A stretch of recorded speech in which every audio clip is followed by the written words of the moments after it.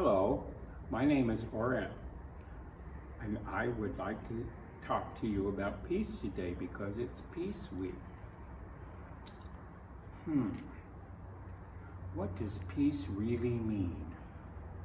Well, sometimes when I don't know where something is, I will see if I can find a book. And I found a book, and this book is called the Peace Book.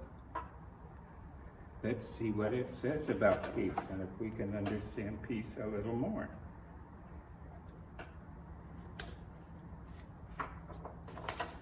The Peace Book by Todd Parr. Peace is making new friends. Well, I know it's hard to make new friends when you can't go to school or anything, but can you think of a way that you may be able to make a new friend today? What's it like when you meet a new friend, when you become a new friend to someone? Peace is keeping the water blue for all the fish. Do you think that peace and taking care of the environment have something to do with each other? Peace is listening to different kinds of music. Well, I like different kinds of music. I like everything from jazz to pop to reggae. What's your favorite kind of music? What do you think your friends' kind of music is? What they like? Why don't you ask? Maybe they have a different kind of music that you'd like to learn. Peace is saying you're sorry when you hurt someone. That's so important. But it's not enough to just say you're sorry. You also have to think about what you're sorry about. And a sincere apology, when somebody says, I'm sorry to you when you have been hurt, doesn't that make you feel better? Doesn't that help you let go of any anger? Peace is helping your neighbor. Boy, in this time when people aren't able to come out and see each other all the time, it's important that we check, see how our neighbor's doing.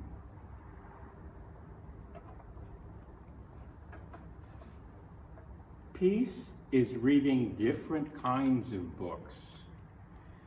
You know, I have my favorite kind of book that I go and get off the shelf all the time, and I read it and I read it and I read those kind of books, but that doesn't make me learn a whole lot new, doesn't help me to understand another person or another way, not nearly as much as if I stretch and find a book that I've never seen about something I don't know anything about. And a lot of times we learn about other people and their ways by reading a different kind of book. Peace is thinking about someone you love. That's me. That's Sebastian. I love Sebastian. Sebastian loves me. Do you have any pets? Do you have, who else do you love? Who else do I love? Oh, there's so many I can't even begin to say. But think about it. Who do you love? And think about that when you feel icky. Think about somebody you love. Peace is giving shoes to someone who needs them. Oh boy, does this caterpillar really need shoes. Look at all his feet. My goodness. And we need to look around and see who needs something like shoes. The really practical things, the things that we don't think about, that we always have around us, but maybe somebody else has not. And maybe we have some shoes that we don't wear anymore. Maybe we outgrew them. Maybe we just don't like them. give them away to somebody who could use it. Peace is planting a tree. Planting a tree is putting in something in the ground and letting it grow. You're not going to be old and you're not going to be able to see it full grown while you're still alive. That's putting faith in the future. Also, trees are very, very important for helping us to clean the air. Peace is sharing a meal. This is a time when folks are sharing meals by giving away the school meals that the school can't use because the school is closed. But we can always get together with somebody, even if in our hearts, and I give you a piece, you give me a piece, we share. Everybody gets something, everybody gets what they want, and we get to know each other. Peace is wearing different clothes. Well, around here, there's lots of different people wearing different kinds of clothes. But does that mean because you're wearing a different piece of clothes than I'm wearing, or I'm wearing something different than both of these? Does that mean we can't be friends? Does that mean that they're not people too? Peace is reaching out to people we don't know, even if they look unfamiliar to us. Peace is watching it snow. Now, I grew up in Ohio, where it snows all the time every winter. And so we would see snow all the time. But here, we have to go up to the mountains to see snow, or see it on TV or on the internet.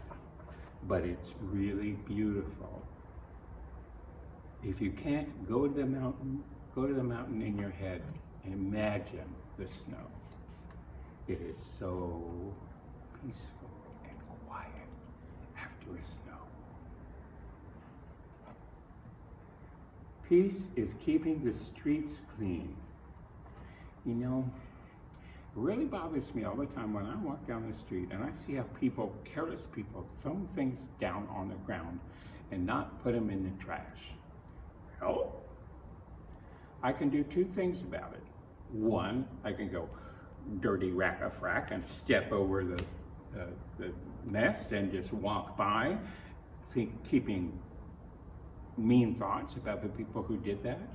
Or maybe I can just bend it over, pick it up, put it in the trash, and think about, well, maybe that person didn't realize they dropped something, or whatever. But I can make the world better, or I can judge the world and the people who are in it and do things I don't understand or like. Peace is offering a hug to a new friend. What a tough one in these days. You know what? I like to hug people more than just about anything in the world. And so all I can do is remember friends I've hugged and times I've hugged people, and hug myself and think about the day when we can all hug each other again. Peace is everyone having a home. Most of us have homes. Most of us can live pretty peacefully in our homes. But imagine not having a home. Maybe you're a person who doesn't have a home. Maybe you're a person who at one time didn't have a home. It was very, very hard to get to feel peaceful when we're stuck in our cars. We have to think about what can we do to help people get a home. Peace is growing a garden. Well, you know what? We have a peace garden here on the campus that people use that are learning how to garden. And we have a garden at our house, and I always say that Jay grows the garden and grows the food, and I cook the food. Works out pretty well and helps keep peace in our house. Peace is taking a nap. You know what? When we get really tired, sometimes we get grumpy. I know I get grumpy when I'm tired, and sometimes it just to take a little time and take a snooze and wake up all refreshed, then I'm not so grumpy anymore. Peace is learning another language. Wow, you know what? Every time we learn another language, we have another whole bunch of people that we can talk with. Peace is having enough pizza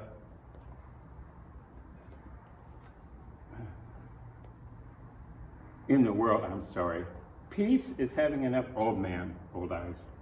Peace is having enough pizza in the world for everyone. I like pizza. Do you like pizza? Huh?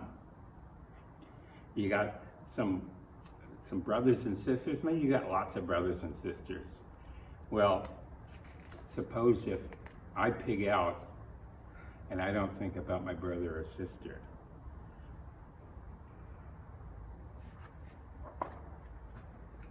Peace is keeping someone warm. Have you ever been really cold? Have you ever wondered what you would do if you couldn't go inside? How can we keep someone warm? By providing a place, or maybe by just holding them tight or giving them a coat. And that makes them feel better, and you know what? Making them feel better makes me feel better. That's what I've learned. Peace is new babies being born.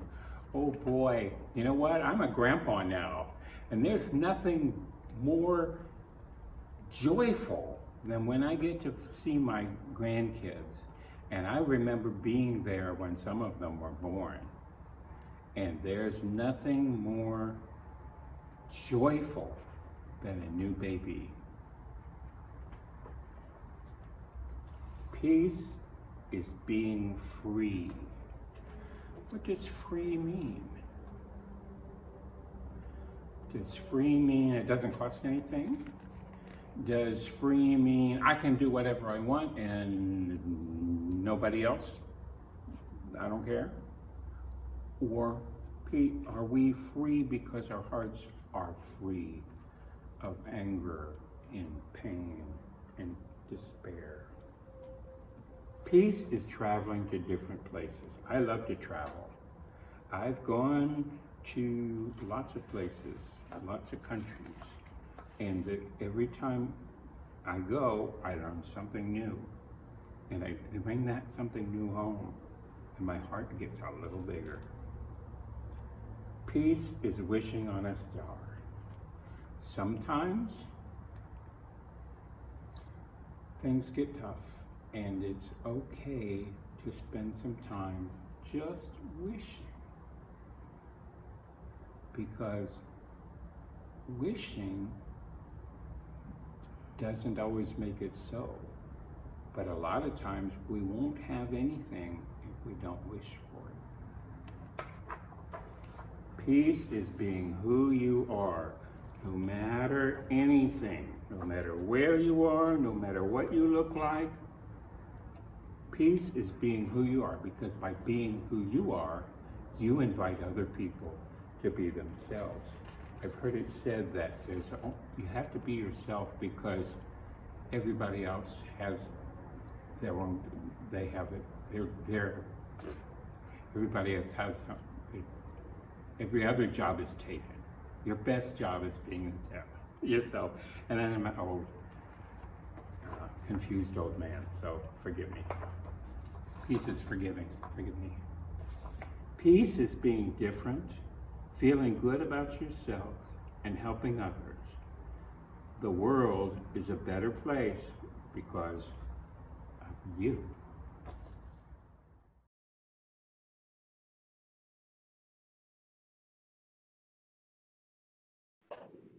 Hi, my name is Amon, and I'm going to be reading a story from the Chicken Soup for the Soul book, Stories for a Better Place.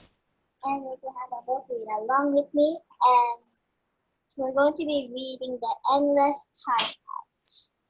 So first, it's going to be in page 90, and first I'm going to read the quotes over here. You will find as you look back upon your life that the moments when you have truly lived and the moments when you have bumped into the spirit of love, Harry Drummond. And now we're going to be reading the whole story of the endless time. One Saturday morning, my normally bright and happy 16-month-old daughter Kate awoke in a foul mood. Foul mood is not a yucky mood. All morning, nothing suited her. Breakfast was all wrong, her toys were all wrong, and her mother was most certainly wrong. All wrong. As a result, she sought out every possible way to demonstrate her frustration. She cried, she whined, she did every single thing she knew she was not allowed to do. And she did each one repeatedly, pulling her away from the television set for the 5th time. Well, that must have been a lot of times already. I decided to remove her from temptation by taking her upstairs to change the shirt we'd smeared with jelly while rejecting her breakfast. What does this mean? Rejecting means like when your mother gives you the food and you don't want it. That's like me, I don't want my vegetables. Sitting on the changing table as I struggled to remove her shirt, she certainly wasn't going to cooperate. She began yanking hard on my dangling earrings. When I scolded her, she hit me. Oh, goodness gracious. My patience completely expended.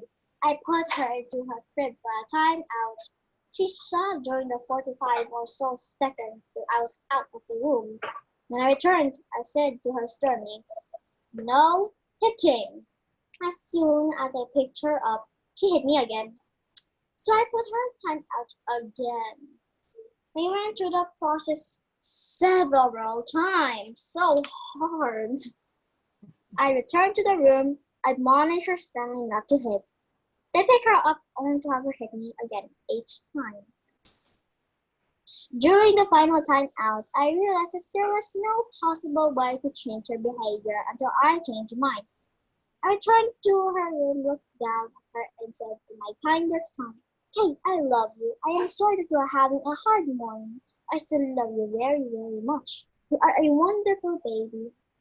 I don't know if my words will have any effect, but as I lifted her from the crib, she immediately reached up and hugged me with a Nicholas Colas. That's the end of the story from the Chicken Soup Soul book.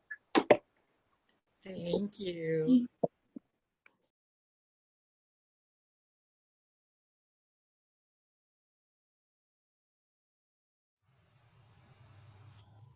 The Story of Ferdinand.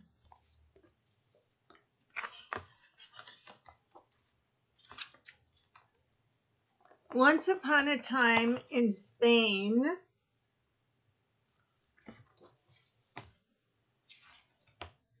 there was a little bull, and his name was Ferdinand. All the other little bulls he lived with would run and jump and butt their heads together.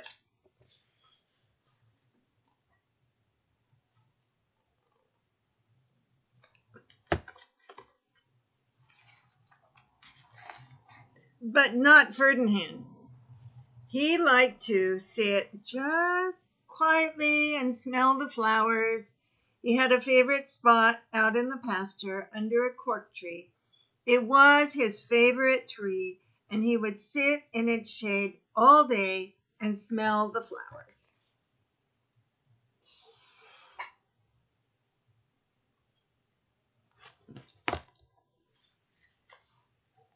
Sometimes his mother, who was a cow, would worry about him. She was afraid he would be lonesome all by himself. "Why don't you run and play with the other little bulls and skip and butt your head?" she would say. But Ferdinand would shake his head. "I like it better here where I can sit just quietly and smell the flowers."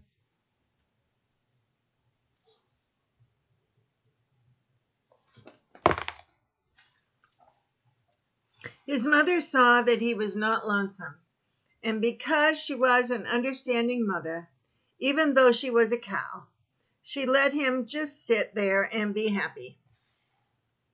As the years went by, Ferdinand grew and grew until he was very big and strong.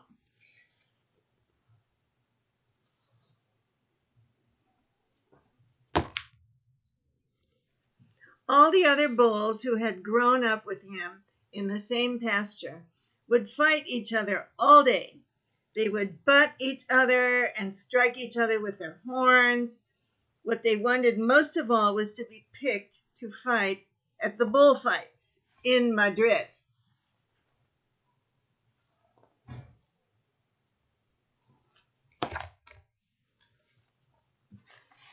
But not Ferdinand. He still liked to sit just quietly under the cork tree and smell the flowers.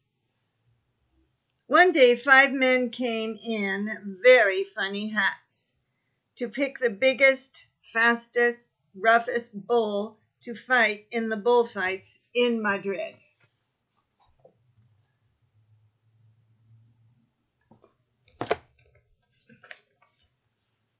All the other bulls ran around snorting and butting, leaping and jumping, so the men would think that they were very, very strong and fierce and pick them.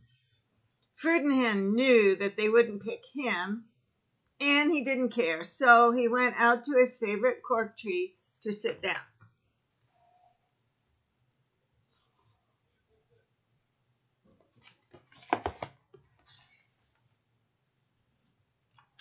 He didn't look where he was sitting, and instead of sitting on the nice cool grass in the shade, he sat on a bumblebee.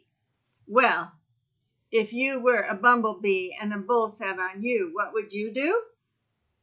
You would sting him, and that is just what this bee did to Ferdinand.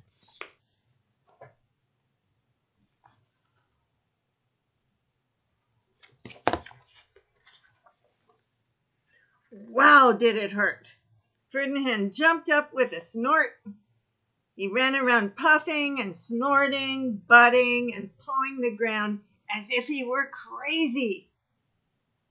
The 5 men saw him, and they all shouted with joy. Here was the largest and fiercest bull of all, just the one for the bullfights in Madrid.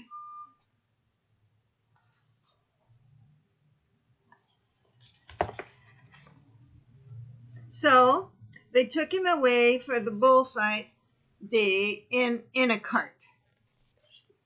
What a day it was! Flags were flying, bands were playing, and all the lovely ladies had flowers in their hair.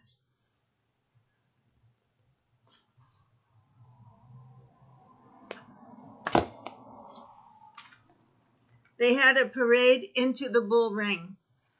First came the bandilleros with long, sharp pins with ribbons on them to stick in the bull and make him mad.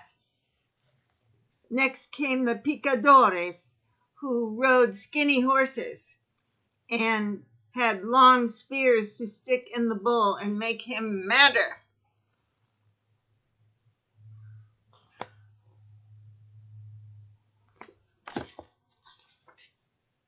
Then came the matador, the proudest of all. He thought he was very handsome, and he bowed to the ladies.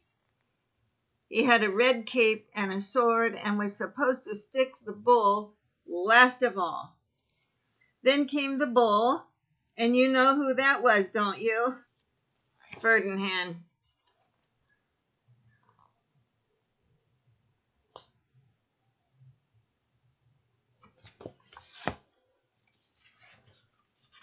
They called him Ferdinand the Fierce, and all the bandilleros were afraid of him, and the picadores were afraid of him, and the matador was scared stiff. Ferdinand ran to the middle of the ring, and everyone shouted and clapped because they thought he was going to fight fiercely and butt and snort and stick his horns around.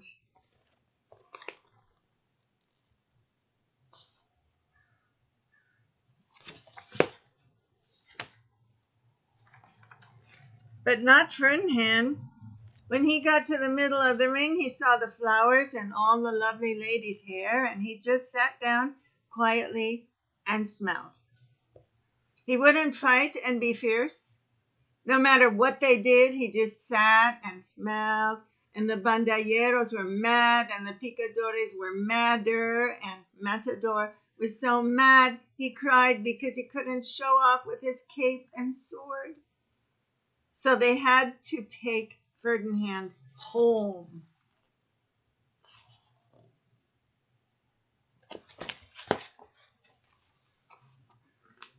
And for all I know, he is sitting there still, under his favorite cork tree, smelling the flowers just quietly. He is very happy.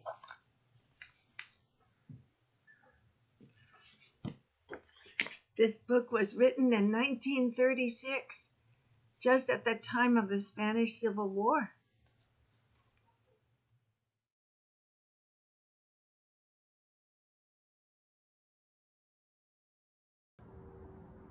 The Butter Battle book by Dr. Seuss.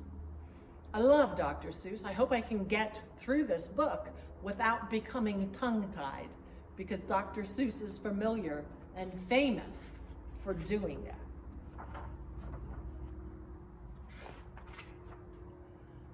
On the last day of summer, 10 hours before fall, my grandfather took me out to the wall. For a while, he stood silent.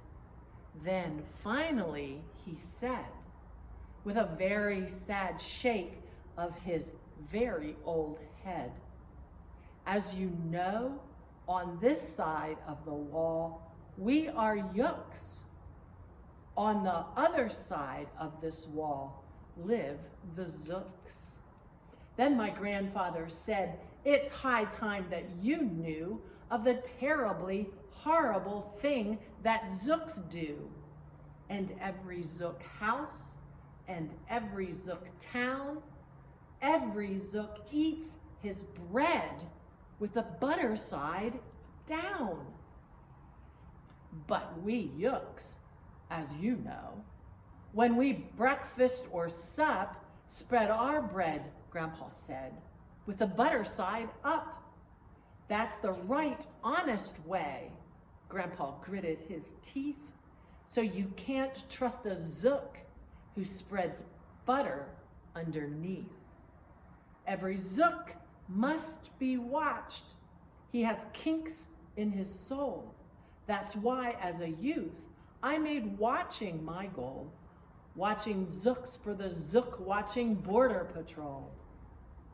In those days, of course, the wall wasn't high, and I could look any Zook square in the eye. If he dared me come close, I could give him a twitch with my tufted, prickly, snickery britch. For a while that worked fine. All the Zooks stayed away, and our country was safe. Then one terrible day, a very rude Zook by the name of Van Itch snuck up and slingshotted my stickberry switch. With my broken off switch, with my head hung in shame, to the chief Yuckaroo in great sorrow I came. But our leader just smiled. He said, "Ah, you're not to blame, and those Zooks will be sorry they started this game. Well, dress you up in a fancier suit. We'll give you a fancier slingshot to shoot." And we ordered the boys in the back room to figure how to build some sort of triple sling jigger. With my triple sling jigger, I felt much bigger. I marched to the wall with great vim and great vigor, right up to Van Itch with my hand on the trigger. "I'll have no more nonsense," I said, with a frown, "from Zooks who eat bread with the butter side down." Van Itch looked quite sickly. He ran off quite quickly. I'm unhappy to say he came back the next day in a spiffy new suit with a big new machine, and he snarled and said, looking frightfully mean, "You may fling those hard rocks with your triple sling jigger, but I also now have my hand on the trigger. My wonderful weapon that jigger rock snatch 'em will fling 'em right back just as quick as we catch 'em. We'll have no more nonsense. We'll take no more gup from you yooks who eat bread with a butter side up." "I have failed, sir," I sobbed as I made my report to the chief Yuckaroo in the headquarters fort. He just laughed. "You're done nothing at all of the sort. Our slingshots have failed. That was old-fashioned stuff. Slingshots, dear boy, are not modern enough. All we need is some newfangled kind of gun. My boys in the back room have already begun to think up a walloping whiz-zinger one. My bright boys are rethinking. They're on the right track. They'll think one up quick, and we'll send you right back." They thought up a great one. They certainly did. They thought up a gun called the Kickapoo Kid, which they loaded with powerful Poo-a-Doo powder and ants' eggs and bees' legs and dried fried clam chowder. And they carefully trained a real smart dog named Daniel to serve as our country's first gun-toting spaniel. Then David, the Kickapoo Spaniel, and I marched back toward the wall with our heads held up high, while everyone cheered and their cheers filled the sky. "Fight, fight for the butter side up, do or die." Well, we didn't do, and we didn't die, but we sure did get worse, poor Daniel and I. Van Itch was there too, and he said, the old pig, "The boys in my back room invented this rig, called the 8-nozzled elephant-toted Boom Blitz. It shoots high explosives, sour cherry stone pits, and will put your dumb Kickapoo Kid on the fritz." Poor Daniel and I were scared out of our wits. Once more, by Van Itch, I was bested and beat. Once again I glimpsed home for the wall in defeat. I dragged and I sagged, and my spirits were low as I thought they could ever go, when I heard a boomba and a diddly-dee, and our butter-up band marched up over the hill. The chief Yuckaroo had sent them to meet along with the right side up song girls to greet. They sang, "Oh, be faithful, believe in thy butter," and they lifted my spirits right out of the gutter. "My boy," smiled the Chief Rookaroo, "we've just voted and made you a general. You've been promoted. Your new uniform's ready. Get in it. The big war is coming. You're going to begin it. And what's more, this time you are certain to win it." My boys in the back room have finally found how. Just wait till you see what they've puttered up now. In their great new machine, you'll fly over that wall and clobber those butter-down zooks, one and all. Those boys in the back room sure knew how to putter.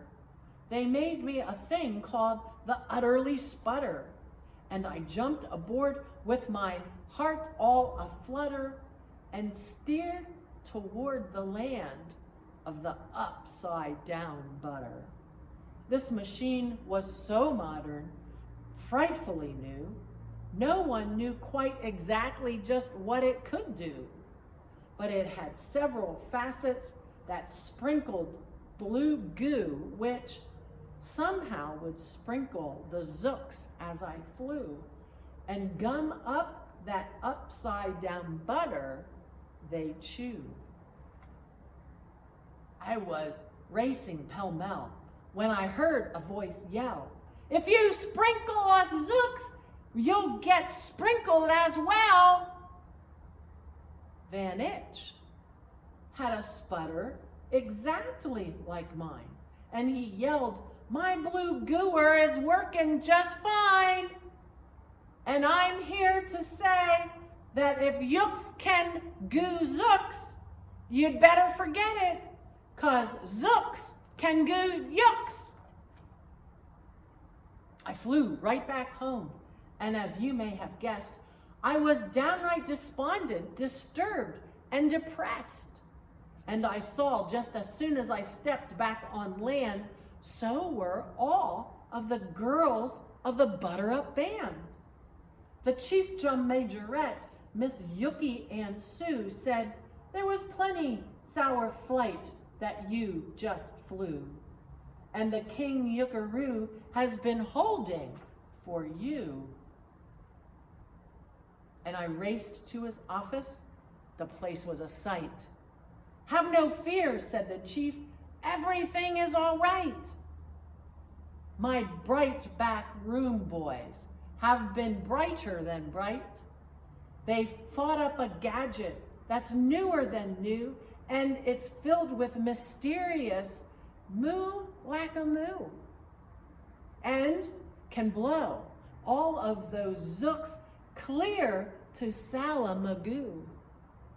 They've invented the Bitsy Big Boy Bombaroo. You just run to the wall like a nice little man, drop this bomb on the zooks just as fast as you can.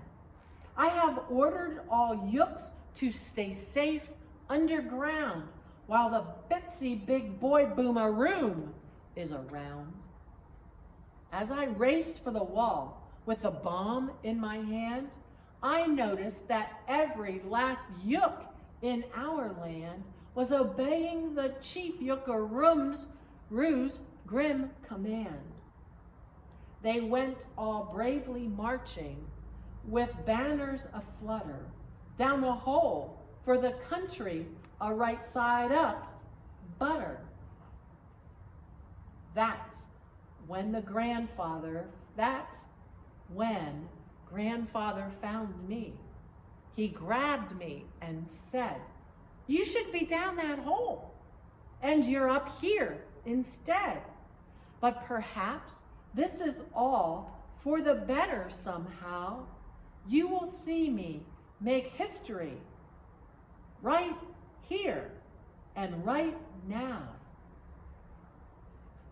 Grandpa leapt up the wall with a lopsided leap, and he cleared his hoarse throat with a bopulous beep.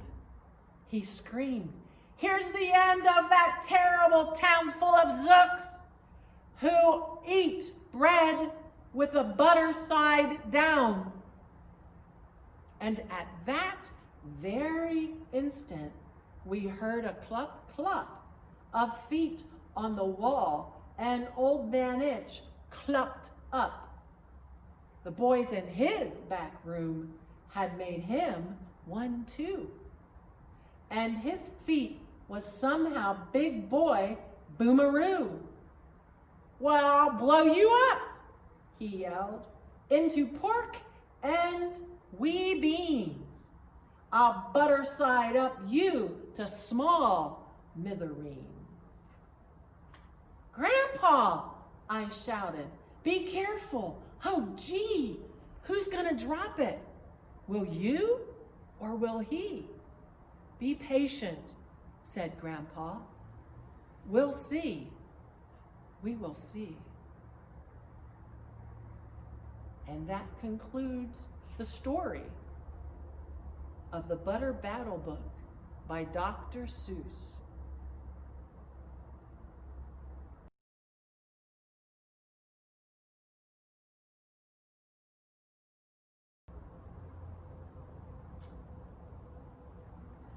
Me llamo Cheryl y voy a leer el libro Stella Luna, escrito por Janelle Cannon.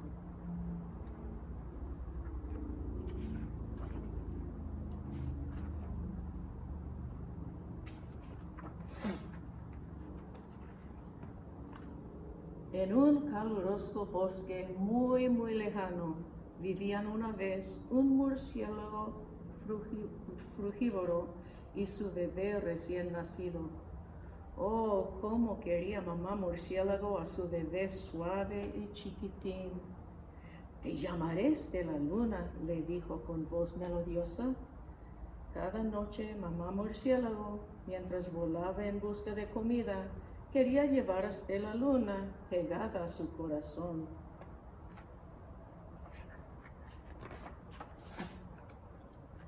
Una noche, cuando mamá murciélago seguía el intenso olor de la fruta madura, un búho la descubrió. Volando silenciosamente, aquella gran ave se lanzó sobre los murciélagos. Esquivándolo y chillando, mamá murciélago intentaba escapar, pero el búho atacaba una y otra vez hasta que chocó con Stella Luna en el aire. Sus alas de bebé eran tan débiles e inútiles como el papel mojado. Stella Luna empezó a caer. Caía y caía cada vez más deprisa hacia el bosque que había debajo.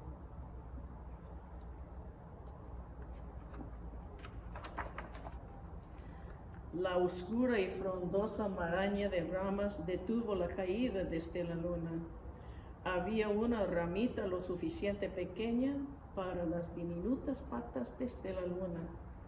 Envolviéndose en sus propias alas, se agarró de la delgada rama, temblando de frío y de miedo. «Mamá», chilló Stella Luna, «¿dónde estás?» Hacia el amanecer, el bebé murciélago ya no podía sostenerse por más tiempo y volvió a caer de nuevo.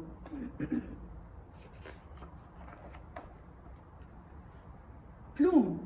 Stella Luna cayó de cabeza en un nido suave y blando, asustando a los 3 pajaritos que vivían en él.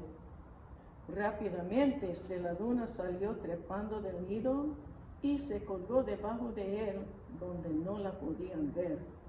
Escuchó el murmullo de los 3 pájaros. «¿Qué fue eso?», gritó Flap. «No lo sé, pero está colgado de las patas», pío Fritter. «Silencio, que viene mamá», silbó Pip.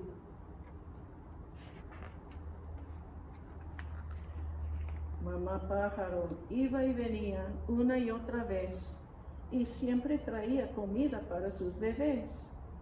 Stella Luna tenía un hambre tremenda, aunque no de aquellas cosas espantosas que mamá pájaro traía.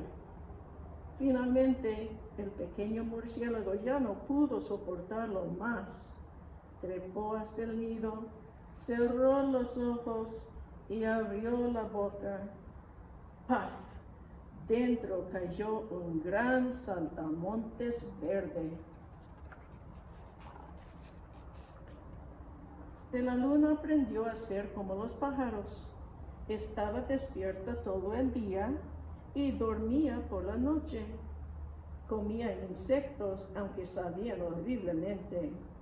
Sus costumbres de murciélago iban desapareciendo deprisa, excepto una. A Stella Luna todavía le gustaba dormir colgada de las patas. Una vez, aprovechando que mamá se había ido, los curiosos pajaritos decidieron probarlo. Cuando mamá pájaro regresó a casa, vio 8 patas diminutas agarradas del borde del nido. Chilló: volved a subir aquí enseguida, os vais a caer y os vais a romper el cuello.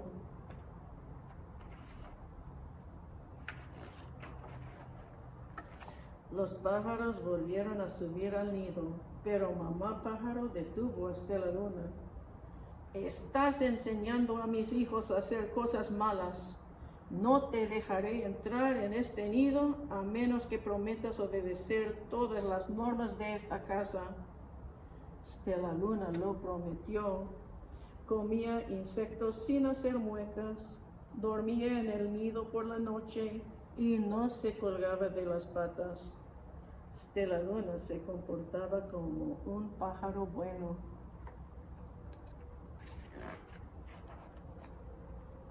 Todos los bebés crecieron deprisa. Pronto el nido empezó a estar demasiado lleno. Mamá pájaro les dijo que era hora de aprender a volar. Uno tras otro, Pip, Flitter, Flap y Stella Luna saltaron del nido. Sus alas funcionaban. Soy igualita que ellos, pensó Stella Luna. Yo también puedo volar. Pip, Flitter y Flap se posaron sobre una rama con mucha elegancia. Stella Luna intentó hacer lo mismo. ¡Qué apuro! Ay, pobrecita.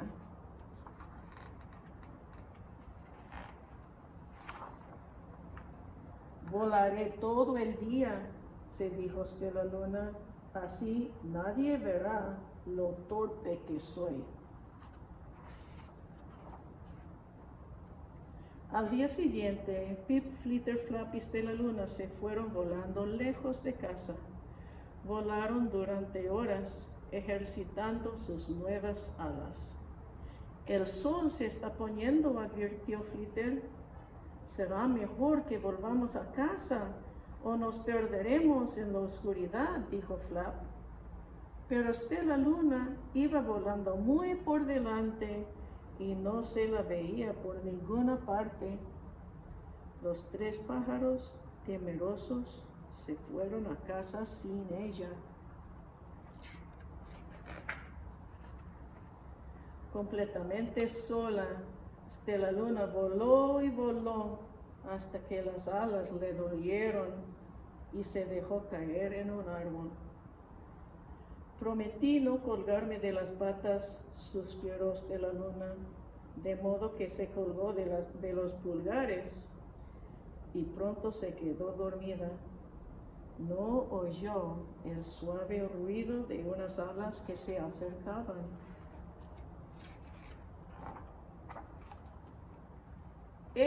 Dijo una voz fuerte, ¿por qué estás colgada al revés? Los ojos de Stella Luna se abrieron de par en par.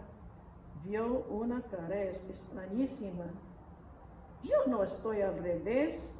Eres tú quien lo está, dijo Stella Luna. Ah, pero tú eres un murciélago. Los murciélagos se cuelgan de las patas. Tú estás colgada de los pulgares, así que eres tú quien está al revés, dijo aquella criatura.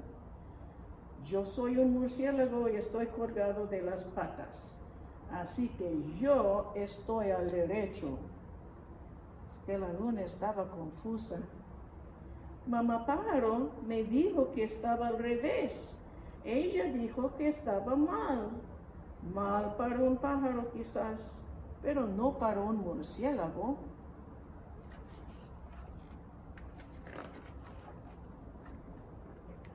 Otros murciélagos se fueron acercando para ver a aquella extraña murciélago que se comportaba como un pájaro. Stella Luna les contó su historia. ¿Comías insectos?, tartamudeó uno de ellos. ¿Dormías de noche?, dijo otro con voz entrecortada. Esto es rarísimo, murmuraron todos. Un momento, esperad, dejadme ver a esa criatura. Un murciélago se abrió paso entre la multitud.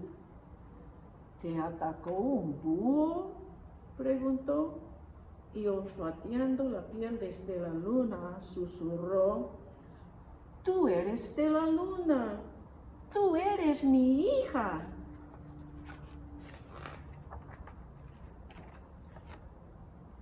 Pudiste escapar del búho, gritó Stella Luna. ¡Sobreviviste! Sí, dijo mamá murciélago, mientras rodeaba a Stella Luna con sus alas. Ven conmigo y te enseñaré dónde encontrar la fruta más deliciosa. Nunca más tendrás que volver a comer insectos mientras vivas.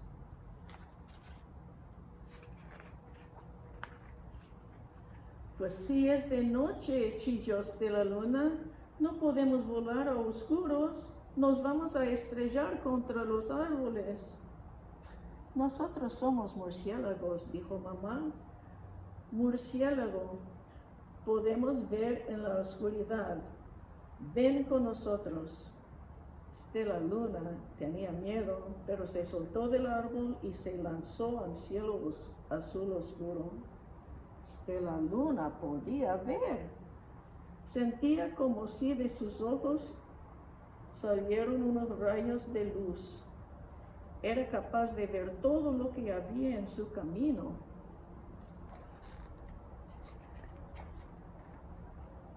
Pronto los murciélagos encontraron un mango y Stella Luna comió tanta fruta como quiso. Jamás volveré a comer insectos mientras viva, gritó entusiasmada Stella Luna mientras se daba un atracón. Tengo muchas cosas que contarles a Pip, a Flitter y a Flap.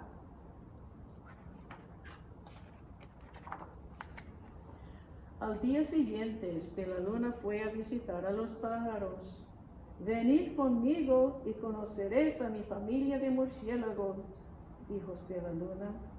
De acuerdo, vamos, asintió Pip.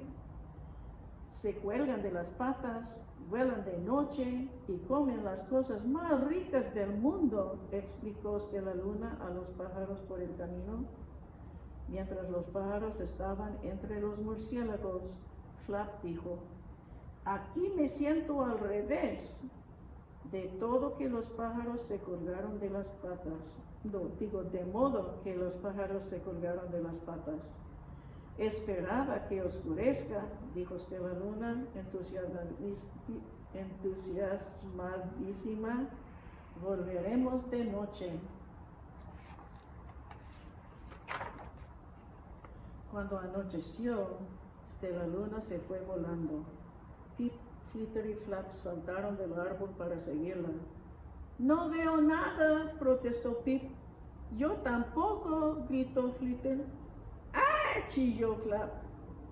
Van a estrellarse, exclamó Stella Luna. Los tengo que rescatar. Stella Luna se lanzó en picado y agarró a sus amigos en el aire.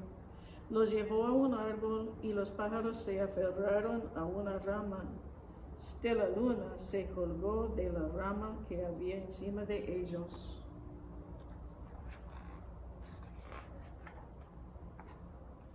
Estamos a salvo, dijo Stella Luna. Luego suspiró. Ojalá vosotros también pudierais ver en la oscuridad. Ojalá tú pudieras posarte de pie, respondió Flitter. Pip y Flap asintieron con la cabeza. Se quedaron allí arriba en silencio un buen rato. ¿Cómo podemos ser tan distintos y sentirnos tan iguales?, meditó Flitter. ¿Y cómo podemos sentirnos tan distintos y ser tan iguales?, se preguntó Pip. Creo que eso es todo un misterio, dijo Flap. Estoy de acuerdo, dijo Stella Luna, pero somos amigos y eso sí que está claro. Y eso es el fin del cuento. Espero que les haya gustado.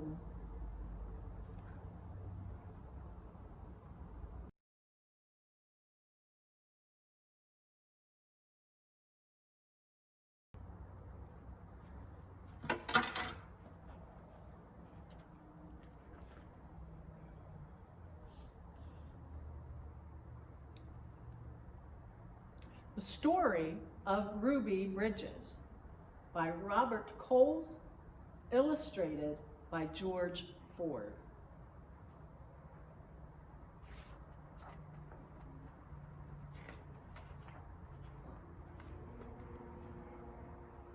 Our Ruby taught us all a lot. She became someone who helped change our country. She was part of history. Just like generals and presidents are part of history, they're leaders, and so was Ruby. She led us away from hate, and she led us nearer to knowing each other, the white folks and the black folks. That begins our story. Those are comments by Ruby's mother. Ruby Bridges was born in a small cabin near Tylertown, Mississippi, where we were very poor, very, very poor. Ruby said, "My daddy worked picking crops. We just barely got by. There were times when we didn't have much to eat. The people who owned the land were bringing in machines to pick the crops. So my daddy lost his job, and that's when we had to move. I remember us leaving. I was 4, I think. In 1957, the family moved to New Orleans. Ruby's father became a janitor. Her mother took care of the children during the day. After they were tucked in bed, Ruby's mother went to work scrubbing floors in a bank. Every Sunday, the family went to church. We wanted our children to be near God's Spirit, Ruby's mom said. We wanted them to start feeling close to Him from the very start. At that time, black children and white children went to separate schools in New Orleans. The black children were not able to receive the same education as the white children. It wasn't fair, and it was against the nation's laws.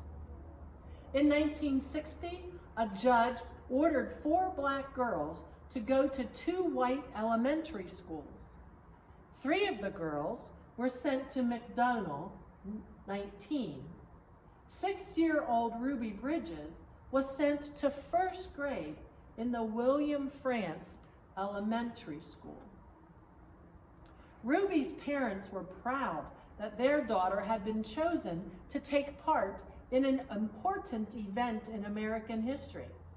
They went to church. We sat there and we prayed to God, Ruby's mother said, that we'd be strong and we'd have courage and we'd get through any trouble. And Ruby would be a good girl and she'd hold her head up high and be a credit to her people and a credit to all the American people. We prayed long and we prayed hard. Ruby's first day, a large crowd of angry white people gathered outside the France Elementary School. The people carried signs that said they didn't want black children in a white school. People called Ruby's names. Some wanted to hurt her, and the city and the state police did not help Ruby. The President of the United States ordered federal marshals to walk with Ruby into the school building. The marshals carried guns. Every day for weeks that turned into months, Ruby experienced that kind of school day.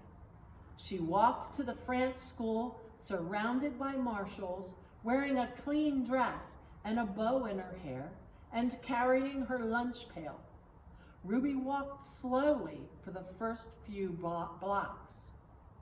As Ruby approached the school, she saw a crowd of people marching up and down the street. Men and women and children shouted at her. They pushed toward her. The marshals kept them from Ruby by threatening to arrest them. Ruby would hurry through the crowd and not say a word.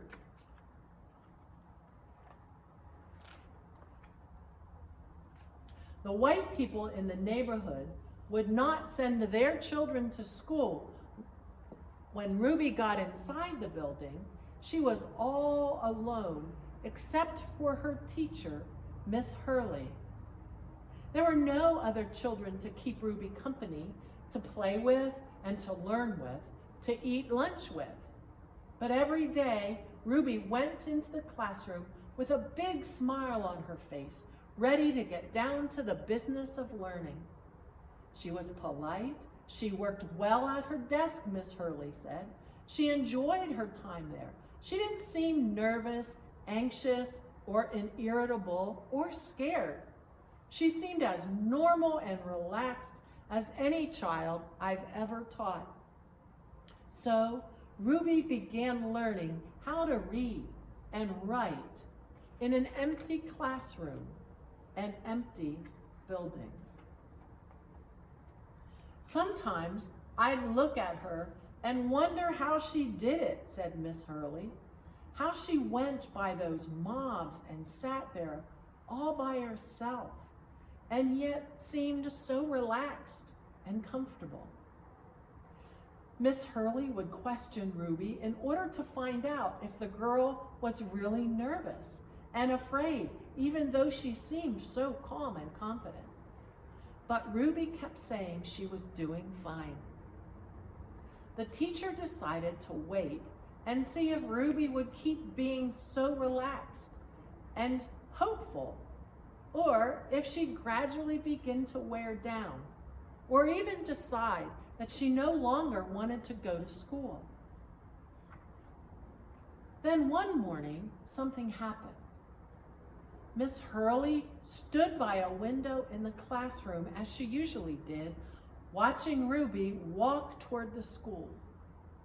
Suddenly, Ruby stopped, sat right in front of the mob of howling and screaming people, and she stood there, facing all of those men and women.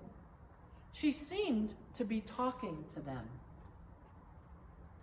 Miss Hurley saw Ruby's lips moving and wondered what Ruby was saying.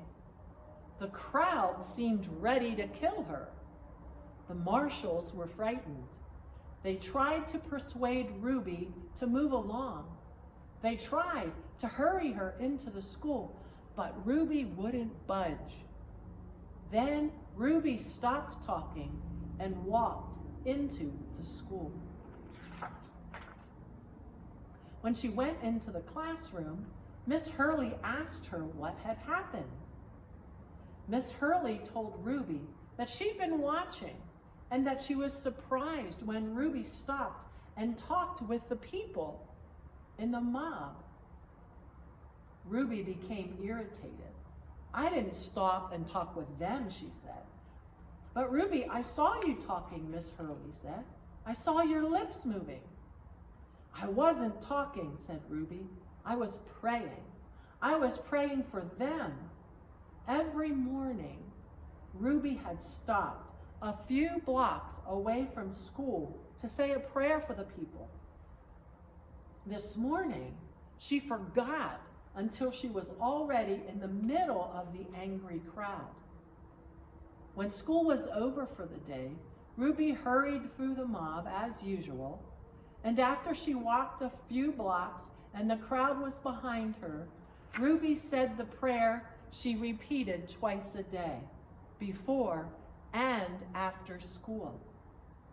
Please, God, try to forgive these people, because even if they say those bad things, they don't know what they're doing. So you could forgive them, just like you did those folks a long time ago when they said terrible things about you.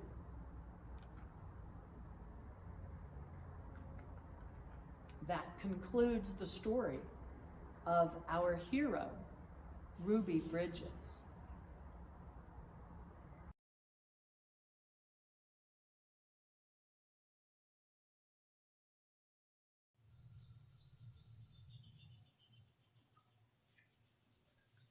Beautiful hands.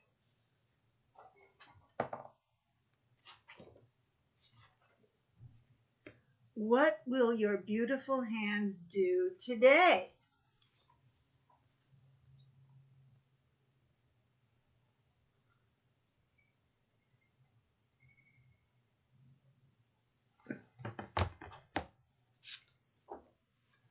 Will they plant? What can you plant?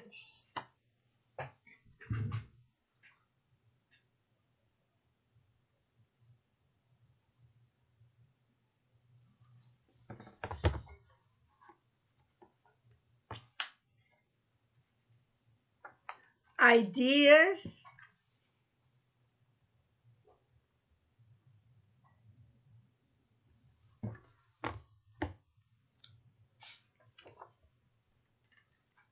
Or touch? What can you touch?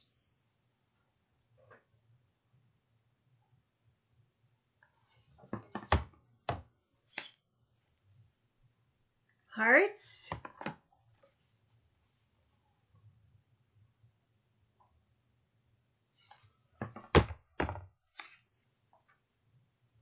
Will they lift?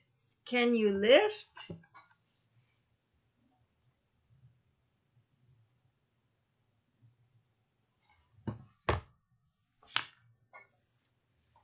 Spirits?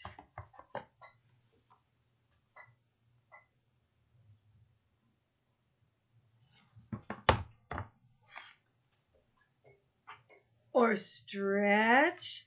What can you stretch?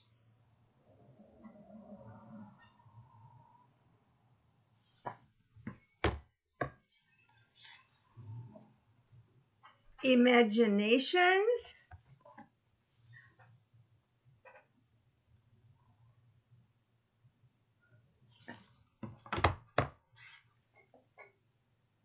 Will they reach? What can you reach?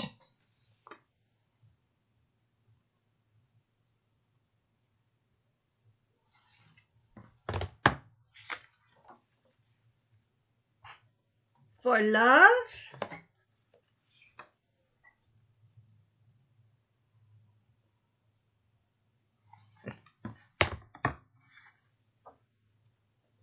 What will your beautiful hands do?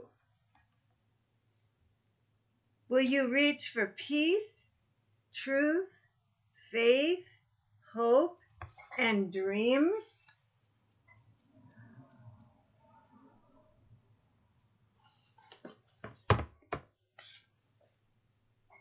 What will your beautiful hands do?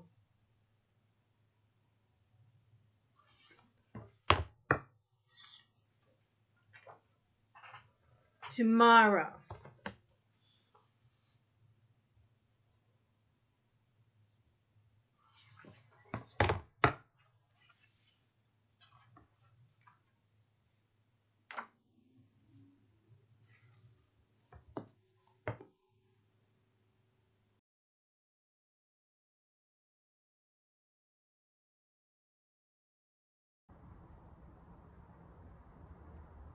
I Am Jazz, a book written by Jessica Hertel and Jazz Jennings. The pictures are by Shayla McNicholas. This is a story of a trans girl.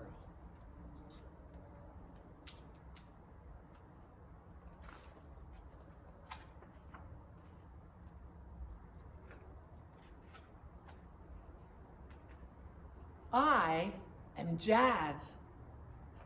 For as long as I can remember, my favorite color has been pink. My second favorite color is silver. And my third favorite color is green. Here are some of the other favorite things: dancing, singing, backflips, drawing, soccer, swimming, makeup, and pretending I'm a pop star. Most of all, I love mermaids. Sometimes I even wear a mermaid's tail in the pool. My best friends are Samantha and Casey. We always have fun together. We like high heels and princess gowns or cartwheels and trampolines. But I'm not exactly like Samantha and Casey. I have a girl brain, but a boy body. This is called transgender. I was born this way. When I was very little and Mom would say, "You're such a good boy," I would say, "No, Mama, good girl." And at first my family was confused. They'd always thought of me as a boy. As I got older, I hardly ever played with trucks or tools or superheroes, only princesses and mermaid costumes. My brothers told me that this was girl stuff. I kept right on playing. My sister and I were always talking to her about my girl thoughts and my girl dreams, and how one day I would be a beautiful lady. She would giggle and say, "You're a funny kid." Sometimes my parents let me wear my sister's dresses around the house. But whenever we went out, I had to put on my boy clothes again. This made me mad. Still, I never gave up trying to convince them. Pretending I was a boy felt like telling a lie. Then, one amazing day, everything changed. Mom and Dad took me to meet a new doctor who asked me lots and lots of questions. Afterward, the doctor spoke to my parents and I heard the word transgender for the very first time. That night at bedtime, my parents both hugged me and said, "We understand now. Be who you are. We love you no matter what." This made me smile and smile and smile. Mom and Dad told me I could start wearing girl clothes to school and growing my hair long. They even let me change my name to Jazz. Being Jazz felt much more like being me. Mom said that being Jazz would make me different from the other kids at school, but that being different is okay. What's important, she says, is that I'm happy with who I am. Being Jazz caused some other people to be confused too, like the teachers at school. At the beginning of the year, they wanted me to use those boys' bathrooms and play on the boys' team in gym class, but that didn't feel normal to me at all. I was so happy when the teacher changed their minds. I can't imagine not playing on the same team as Casey and Samantha.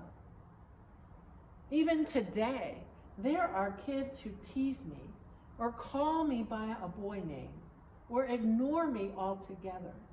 This makes me feel crummy. Then I remember that the kids who get to know me usually want to be my friend. They say I'm one of the nicest girls at school. I don't mind being different. Different is special. I think what matters most is what a person is like inside. And inside, I am happy, and I am having fun, and I am proud. I am Jazz.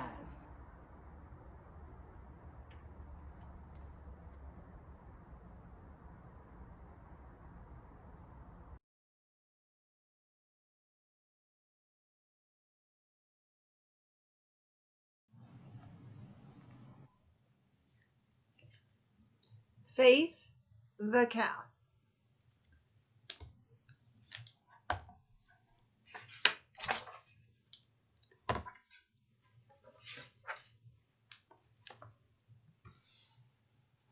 This is a story of Faith.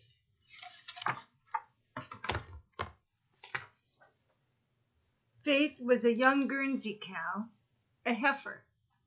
Faith was a special Guernsey heifer. She had a job to do. Faith was a heifer with a mission. Dan West loved peace. Dan West hated war. Dan West was ordered to serve in the army. But when he told the officer that he wouldn't carry a gun and he couldn't kill, the army sent Dan West home. Dan West knew there was a better way to settle disagreements.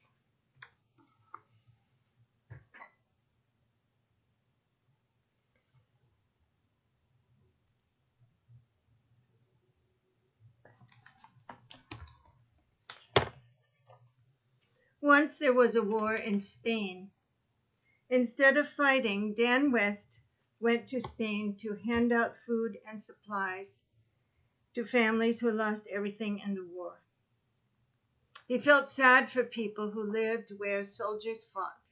He felt sad for the children who had no milk to drink. They had no milk to drink in Spain because the soldiers killed the cows. He felt sad for the mothers, fathers, daughters, sons, and grandparents who died in the fighting.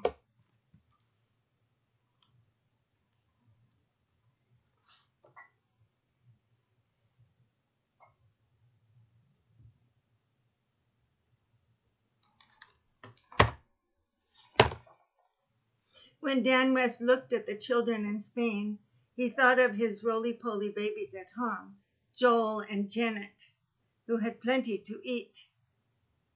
Dan West thought about his childhood home in Ohio, where Guernsey cows filled big red barns.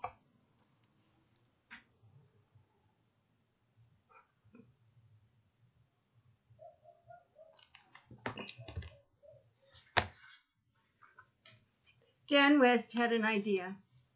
He dreamed of giving one milk cow to a starving family. One cow could feed many children. One cow could have many babies. These calves could feed even more families. But where would Dan West get a cow? He wasn't a farmer. Where would he get a ship to carry the cow? He wasn't a sailor. How would he take care of the cow while she sailed across the ocean? He wasn't an animal doctor.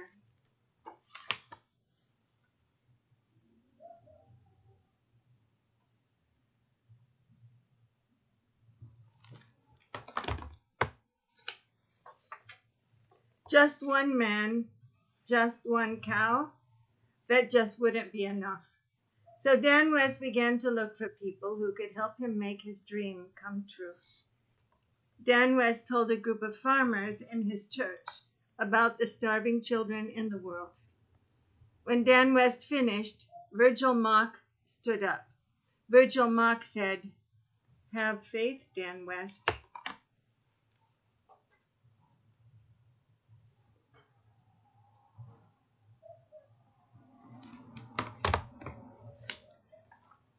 Dan West said, I have faith, Virgil.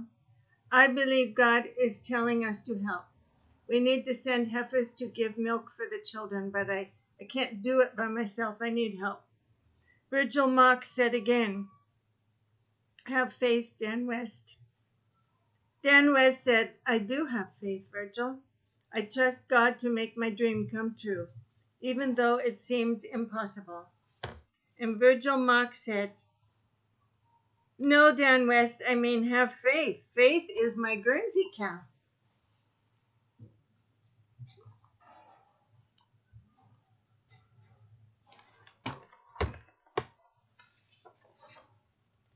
Then another farmer, whose red barn was full of Guernsey cows, gave a heifer to Dan West, and then another farmer gave a heifer, and another, until the farmers had given Dan West 17 cows.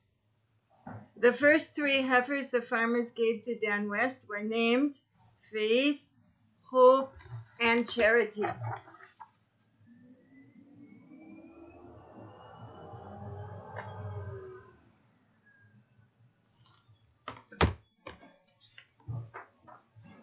Faith and 16 other heifers came to church one Sunday.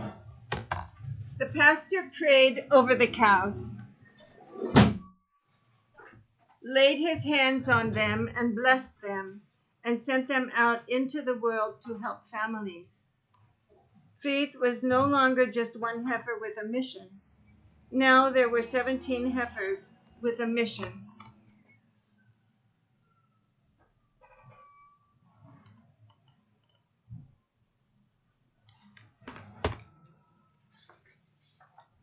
Faith, the Guernsey cow, rode to Mobile, Alabama, in the back of a big truck. Then she sailed to the island of Puerto Rico, where she found a happy home.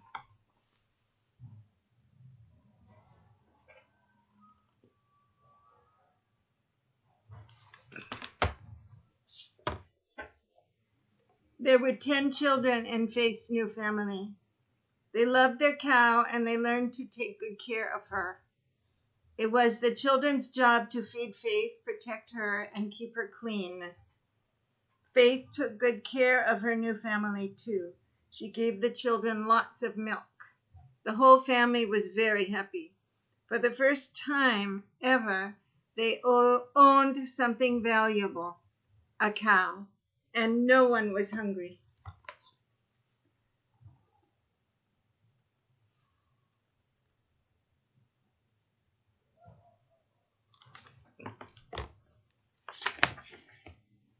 Soon Faith had a calf. That first calf made the family very proud. Now they could help someone else just as Dan West helped them. They gave the calf to a neighbor family, and the neighbors needed help too. Faith's family taught the neighbors how to take good care of the new calf. Someday that calf would feed another family.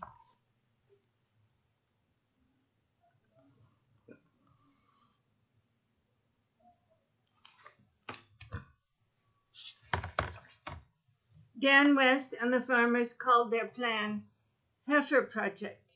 It was easier to say Heifer Project than to say a group of farmers who give their young cows to Dan West so he can send them around the world to help feed hungry children. Heifer Project began to send more and more animals to feed people all over the world. Rabbits were sent, goats, chickens, and honeybees were sent. Draft horses, sheep, and pigs were sent. Ducks, geese, and fish were sent.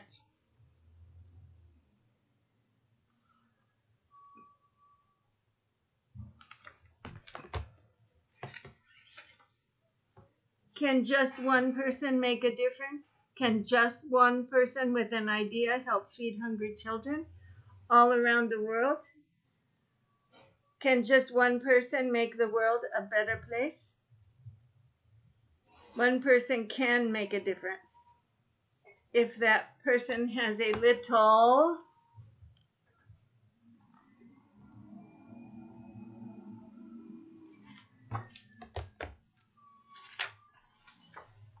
faith.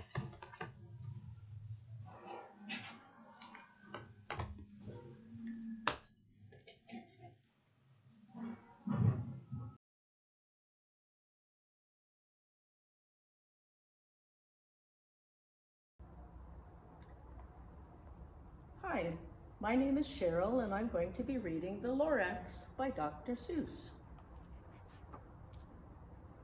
At the far end of town, where the grickle grass grows, and the wind smells slow and sour when it blows, and no birds ever sing except old crows, is the street of the lifted Lorax.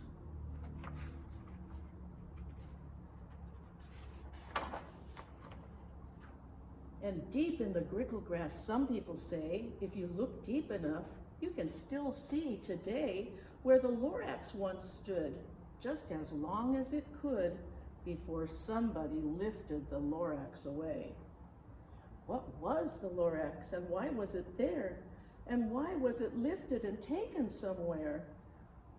From the far end of town where the grickle grass grows, the old Onceler still lives there.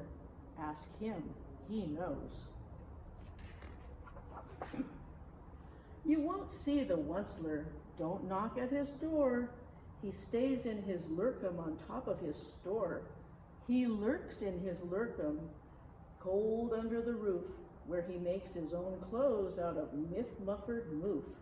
And on special dark midnights in August, he peeks out of the shutters, and sometimes he speaks and tells how the Lorax was lifted away. He'll tell you, perhaps, if you're willing to pay.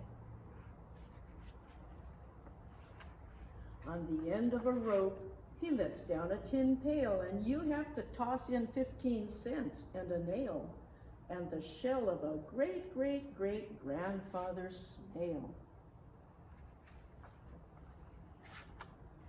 Then he pulls up the pail, makes a most careful count to see if you've paid him the proper amount. Then he hides what you paid him away in his snub, his secret strange hole in his grubulous glove. Then he grunts, I will call you by whisper-mophone, for the secrets I tell you are for your ears alone. Sloop, down slips the whisper-mophone to your ear, and the old Onceler's whispers are not very clear, since they have to come down through a snurgly hose, and he sounds as if he had smallish bees up his nose. Now I'll tell you, he says, with his teeth sounding gray, how the Lorax got lifted and taken away. It all started way back, such a long, long time back. Way back in the days when the grass was still green, and the pond was still wet, and the clouds were still clean, and the song of the Swami swans rang out in space, one morning I came to this glorious place, and I first saw the trees, the truffula trees, the bright-colored tufts of the truffula trees, mile after mile in the fresh morning breeze. And under the trees I saw brown barbaloots frisking about in their barbaloot suits as they played in the shade and ate truffula fruits. From the ripulous pond came the comfortable sound of the humming fish humming while splashing around. But those trees, those truffula trees, all my life I'd been searching for trees such as these. The touch of their tufts was much softer than silk, and they had the sweet smell of fresh butterfly milk. I felt a great leaping of joy in my heart. I knew just what I'd do. I unloaded my cart. In no time at all, I had built a small shop. Then I chopped down a truffula tree with one chop, and with great skillful skill and with great speedy speed, I took the soft, rough tuft, and I knitted a thneed. instant I'd finished, I heard a gazump. I looked. I saw something pop out of the stump. The stump of the tree I chopped down. It was sort of a man. Describe him? That's hard. I don't know if I can. He was shortish and oldish and brownish and mossy, and he spoke with a voice that was sharpish and bossy. "Mister," he said with a sawdusty sneeze, "I am the Lorax. I speak for the trees. I speak for the trees, for the trees have no tongues. And I'm asking you, sir, at the top of my lungs." He was very upset as he shouted and puffed. "What's that thing you've made out of my truffula tuft?" "Look, Lorax," I said, "there's no cause for alarm. I chopped just one tree. I am doing no harm. I'm being quite useful. This thing is a thneed. A thneed's a fine something that all people need. It's a shirt, it's a sock, it's a glove, it's a hat, but it has other uses, yes, far beyond that. You can use it for carpets, for pillows, for sheets, or curtains or covers for bicycle seats." The Lorax said, "Sir, you are crazy with greed. There is no one on earth who would buy that fool thneed." But the very next minute, I proved he was wrong, for just at that minute, a chap came along, and he thought that the thneed I had knitted was great. He happily bought it for $3.98. I laughed at the Lorax. "You poor stupid guy. You never can tell what some people will buy." "I repeat," cried the Lorax, "I speak for the trees." "I'm busy," I told him. "Shut up, if you please." I rushed across the room and in no time at all built a radio phone. I put in a quick call. I called all my brothers and uncles and aunts and I said, "Listen here. Here's a wonderful chance for the whole Onceler family to get mighty rich. Get over here fast. Take the road to North Nitch. Turn left at Weehawken, sharp right at South Stitch." And in no time at all, in the factory I built, the whole Onceler family was working full tilt. We were all knitting thneeds, just as busy as bees, to the sound of the chopping of truffula trees. Then, oh baby, oh, how my business did grow. Now chopping one tree at a time was too slow. So I quickly invented my super axe hacker, which whacked off 4 truffula trees in one smacker. We were making thneeds 4 times as fast as before, and that Lorax, he didn't show up anymore. But the next week, he knocked on my new office door. He snapped, "I'm the Lorax who speaks for the trees, which you seem to be chopping as fast as you please. But I'm also in charge of the brown barbaloots who played in the shade in their barbaloot suits and happily lived eating truffula fruits. Now, thanks to your hacking my trees to the ground, there's not enough truffula fruit to go round, and my poor barbaloots are all getting the crummies because they have gas and no food in their tummies." They loved living here, but I can't let them stay. They'll have to find food, and I hope that they may. "Good luck, boys," he cried, and he sent them away.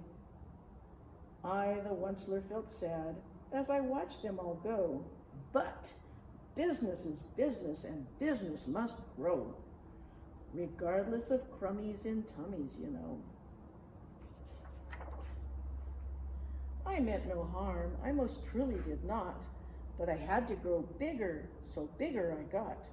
I biggered my factory, I biggered my roads, I biggered my wagons, I biggered the loads of the thneeds I shipped out. I was shipping them forth to the south, to the east, to the west, to the north. I went right on biggering, selling more thneeds, and I biggered my money, which everyone needs. Then again he came back. I was fixing some pipes when that old nuisance Lorax came back with more gripes. I am the Lorax, he coughed and he whiffed. He sneezed and he snuffled, he snargled, he sniffed. Onceler, he cried, you're making such smogulous smoke. My poor swami swans, why they can't sing a note. No one can sing who has smog in his throat. And so, said the Lorax, please pardon my cough. They cannot live here, so I'm sending them off. Where will they go? I don't hopefully know. They may have to fly for a month or a year to escape from the smog you've smogged up around here. What's more, snapped the Lorax, his dander was up. Let me say a few words about Gluppity-Glup. Your machinery chugs on day and night without stop, making Gluppity-Glup, also Schloppity-Schlop. And what do you do with this leftover goo? I'll show you, you dirty old Onceler man, you.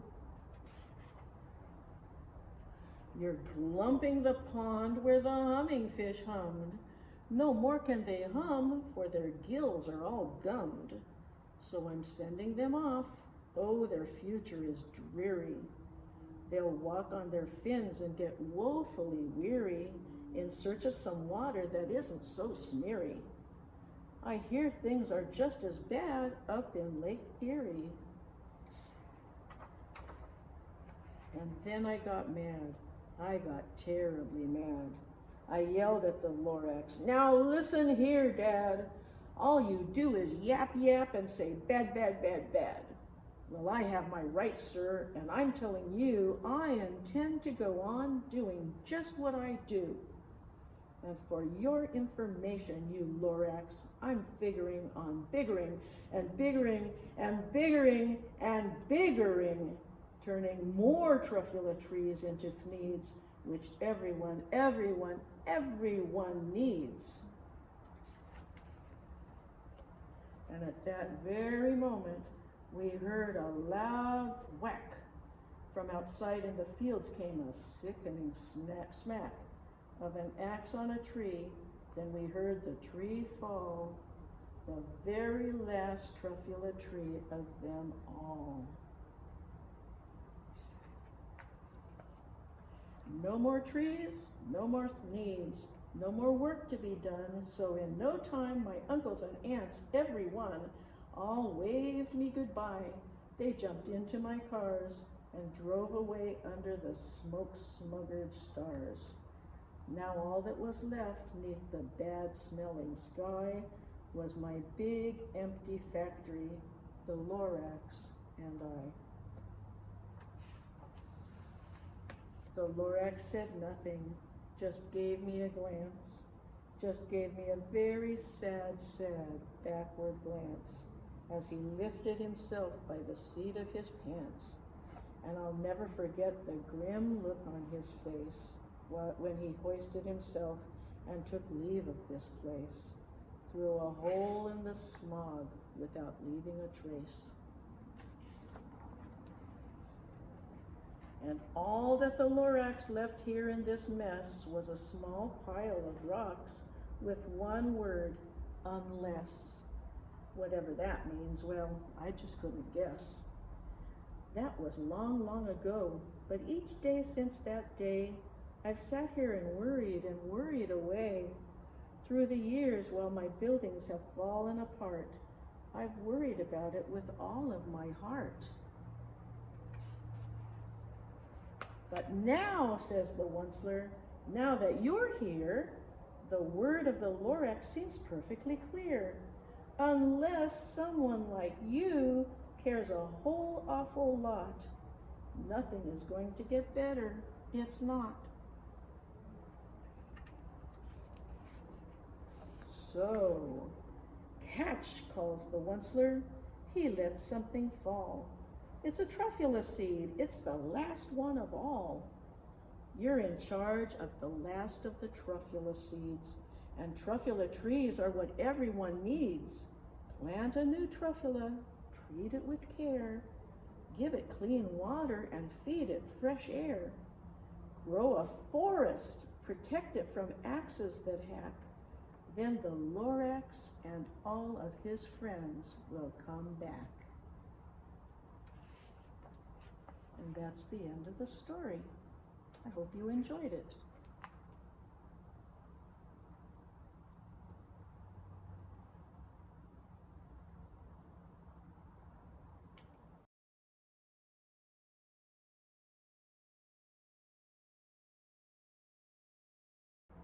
Hi, I'd like to share the book entitled One by Catherine Otashi with you.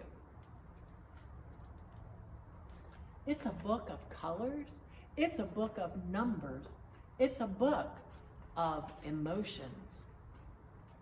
Blue was a quiet color.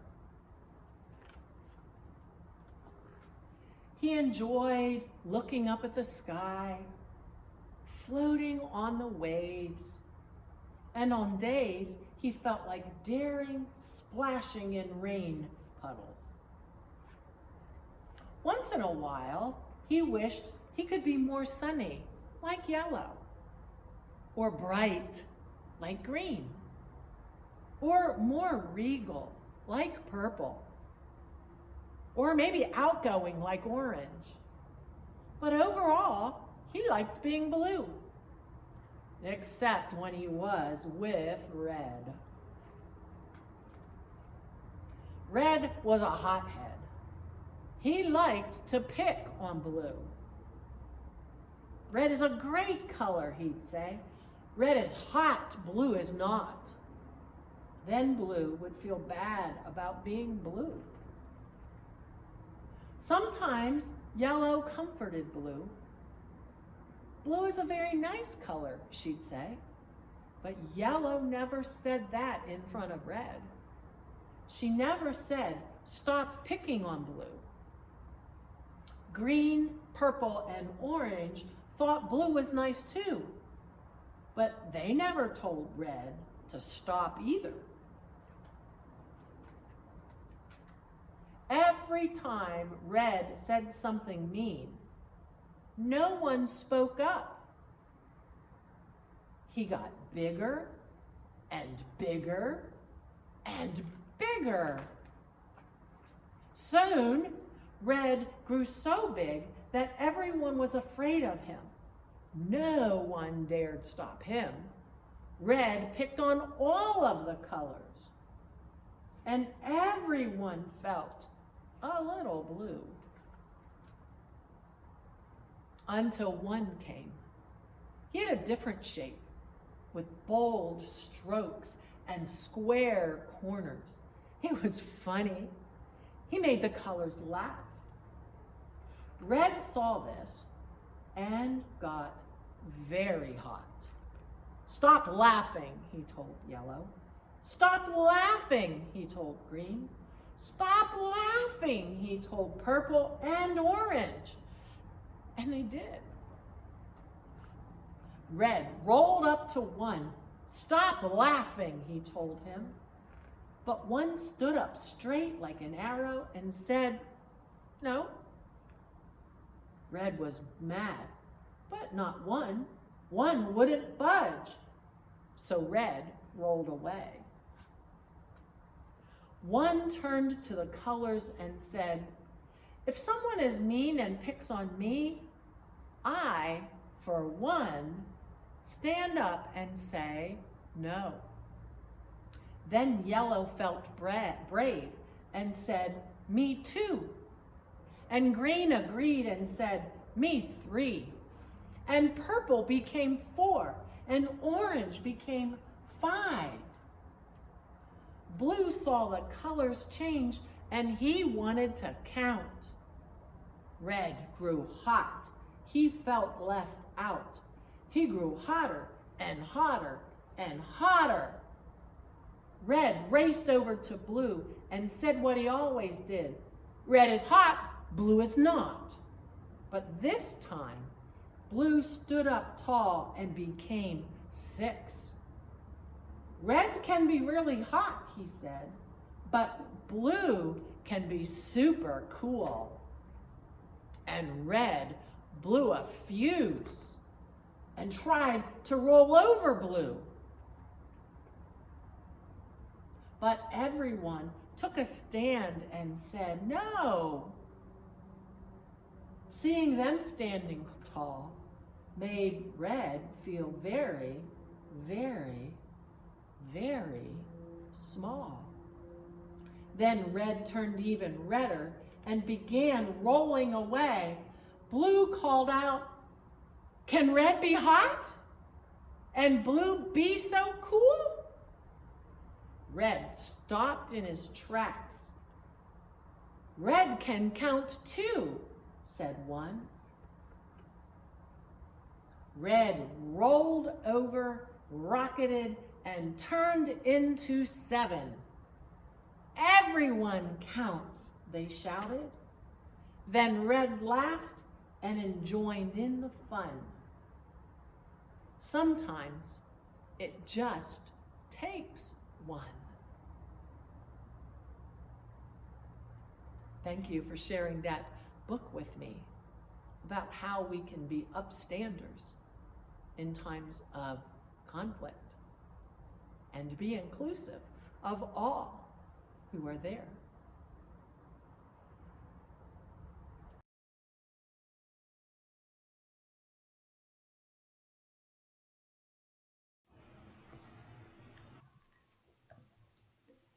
Sadako and the 1,000 Paper Cranes.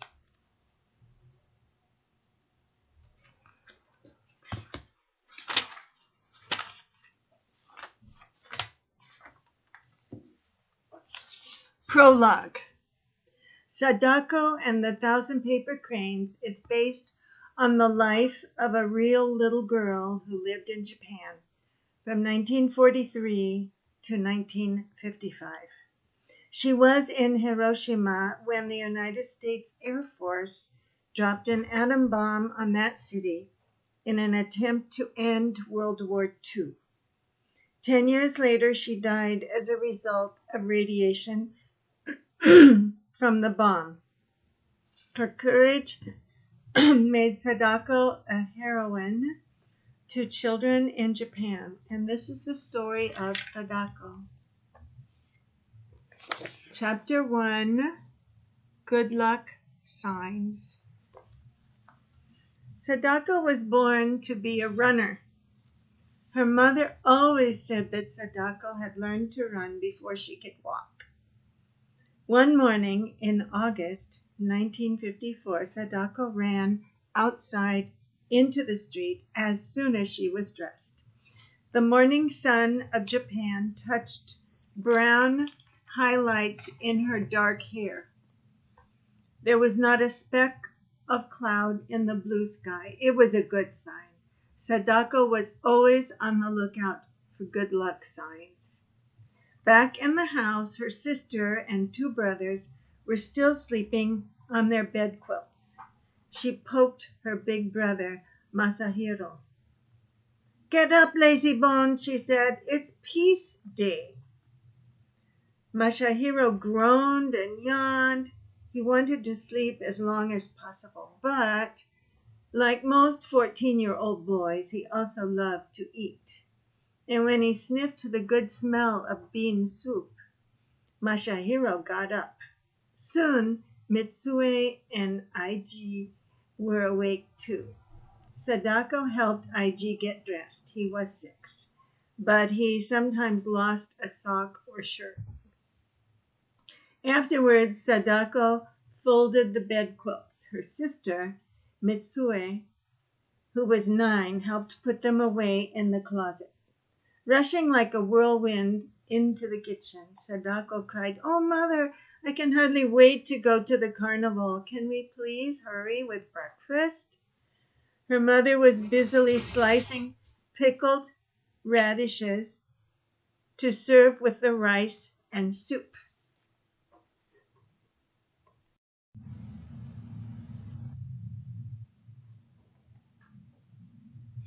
Her mother was busily slicing pickled radishes to serve with the rice and soup.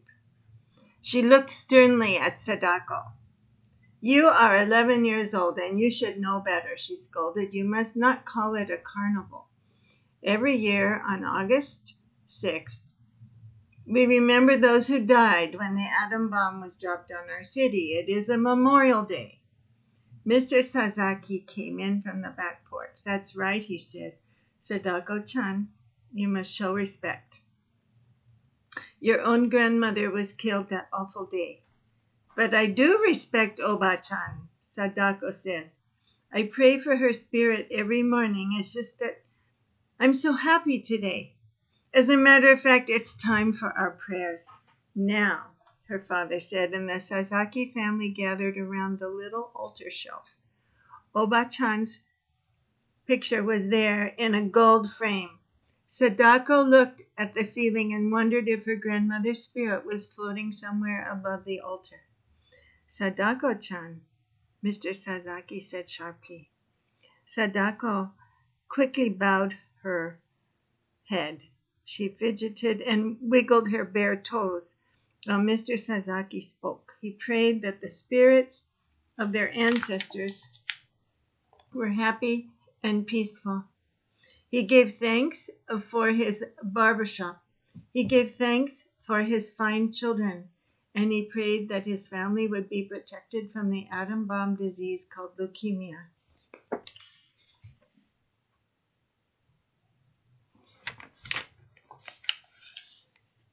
Many still died from the disease, even though the atom bomb had been dropped on Hiroshima 9 years before. It had filled the air with radiation, a kind of poison that stayed inside people for a long time. At breakfast, Sadako noisily gulped down her soup and rice. Masahiro began to talk about girls who ate like hungry dragons, but Sadako didn't hear his teasing. Her thoughts were dancing around the Peace Day of last year. She loved the crowds of people, the music, and fireworks. Sadako could still taste the spun cotton candy. She finished breakfast before anyone else. And when she jumped up, Sadako almost knocked the table over. She was tall for her age, and her long legs always seemed to get in the way. "Come on, Mitsue-chan," she said. "Let's wash the dishes so we can go soon." When the kitchen was clean and tidy, Sadako tied red bows on her braids and stood impatiently by the door. "Sadako-chan," her mother said softly, "we aren't leaving until 7:30. You can sit quietly until it's time to go." Sadako plopped down with a thud onto the tatami mat. Nothing ever made her parents hurry. While she sat there, a fuzzy spider paced across the room. A spider was a good luck sign. Now Sadako was sure the day would be wonderful. She cupped the insect in her hands and carefully set it free outside. "That's silly," Masahiro said. "Spiders don't really bring good luck." "Just wait and see," Sadako said gaily. Chapter 2, Peace Day. When the family started out, the air was already warm and dusk hung over the busy streets. Sadako ran ahead to the house of her best friend, Shizuko. The two had been friends since kindergarten. Sadako was sure they would always be as close as two pine needles on the same twig. Shizuko waved and walked toward her. Sadako sighed. Sometimes she wished that her friend would move a bit faster. "Don't be such a turtle," she shouted. "Let's hurry up so we won't miss anything." "Sadako-chan, go slowly in this heat," her mother called after her, but it was too late. The girls were already racing up the street. Mrs. Sasaki frowned. "Sadako is always in such a hurry to be the first that she never stops to listen," she said. Mr. Sasaki laughed and said, "Well, did you ever see her walk when she could run, hop, or jump?" There was pride in his voice because Sadako was such a fast, strong runner. At the entrance to the Peace Park, people filed through the memorial building in silence. On the walls were photographs of the dead and dying in a ruined city. The atom bomb, the thunderbolt, had turned Hiroshima into a desert. Sadako didn't want to look at the frightening pictures. She held tight to Shizuko's hand and walked quickly through the building. I remember the thunderbolt, Sadako whispered to her friend. There was the flash of a million suns, and then the heat prickled my eyes like needles.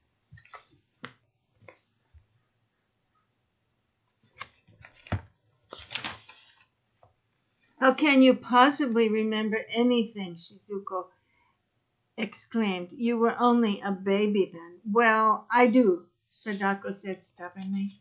After speeches by Buddhist priests and the mayor, hundreds of white doves were freed from their cages.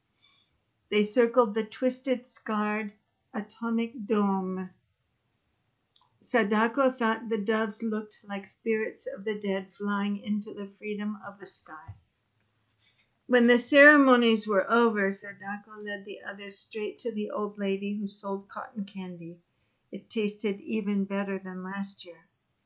The day passed too quickly, as it always did. The best part, Sadako thought, was looking at all the things to buy and smelling the good food. There were stalls selling everything from bean cakes to chirping crickets. The worst part was seeing people with ugly, whitish scars.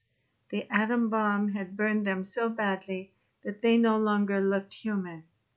If any of the bomb victims came near Sadako, she turned away quickly.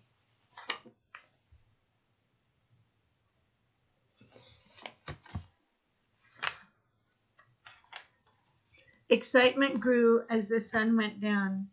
When the last dazzling display of fireworks faded from the sky, the crowd carried paper lanterns to the banks of the Ota River. Mr. Sasaki carefully lit candles inside of 6 lanterns, one for each member of the family. The lanterns carried names of relatives who had died because of the thunderbolt. Sadako had written Oba-chan's name on the side of her lantern. When the candles were burning brightly, the lanterns were launched on the Ota River. They floated out to sea like a swarm of fireflies against the dark water. That night, Sadako lay awake for a long time, remembering everything about the day. Masahiro was wrong, she thought. The spider had brought good luck. Tomorrow she would remind him about that.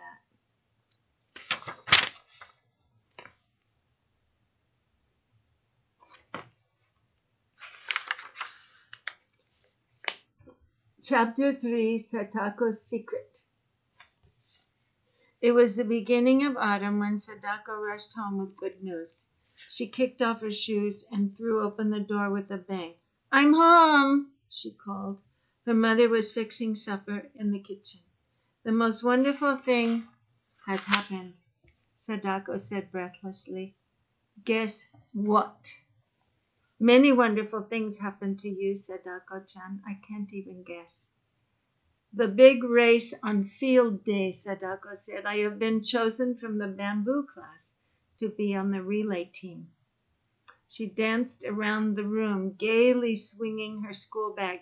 Just think, if we win, I'll be sure to get on the team in junior high school next year. That was what Sadako wanted more than anything else. At supper, Mr. Sasaki made a long speech about family honor and pride. Even Masahiro was impressed. Sadako was too excited to eat. She just sat there grinning happily. From then on, Sadako thought of only one thing, the relay race. She practiced every day. At school, and she often ran all the way home. And when Masahiro timed her with Mr. Sasaki's big watch, Sadako's speed surprised everyone. Maybe she dreamed, I will be the best runner in the whole school. At last, the big day arrived. A crowd of parents, relatives, and friends gathered at the school to watch the sports event. Sadako was so nervous.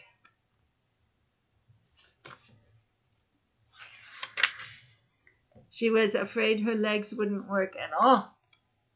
Members of the other teams suddenly looked taller and stronger than her teammates.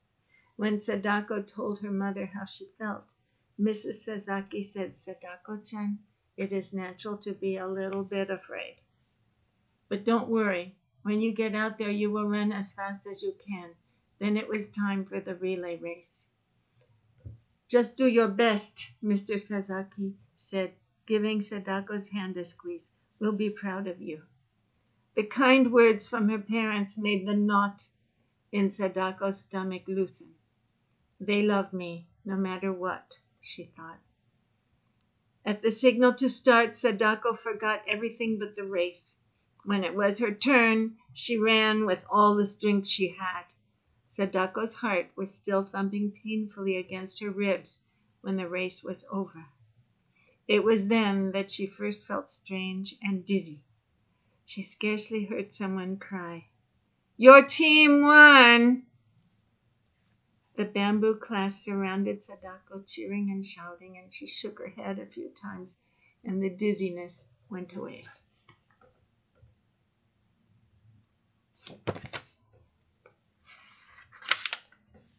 All winter, Sadako tried to improve her running speed. To qualify for the racing team in junior high, she would have to practice every day. Sometimes after a long run, the dizziness returned. Sadako decided not to tell her family about it. She tried to convince herself that it meant nothing, that the dizziness would go away, but it didn't. It got worse. Frightened, Sadako carried the secret inside of her. She didn't even tell Shizuko, her best friend. On New Year's Eve, Sadako hoped she could magically wish away the dizzy spells.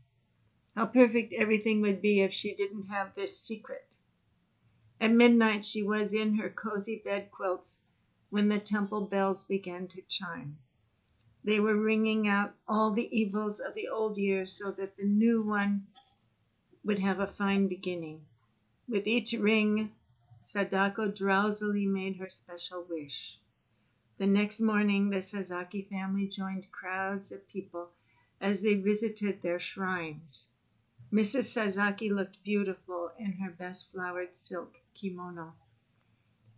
"As soon as we can afford it, I'll buy a kimono for you," she promised Sadako. "A girl your age should have one." Sadako thanked her mother politely, but she didn't care about a kimono. She only cared about racing with the team in junior high. Amidst throngs of happy people, Sadako forgot her secret for a while. She let the bright joy of the season wash her worries away. At the end of the day, she raced Masahiro home and won easily. Above the door were the good luck symbols Mrs. Sasaki had put there to protect them during the new year. With a beginning like this, how could anything bad happen? Chapter 4, A Secret No Longer. For several weeks, it seemed that the prayers and good luck symbols had done their work well. Sadako felt strong and healthy as she ran longer and faster. But all that ended one crisp, cold winter day in February.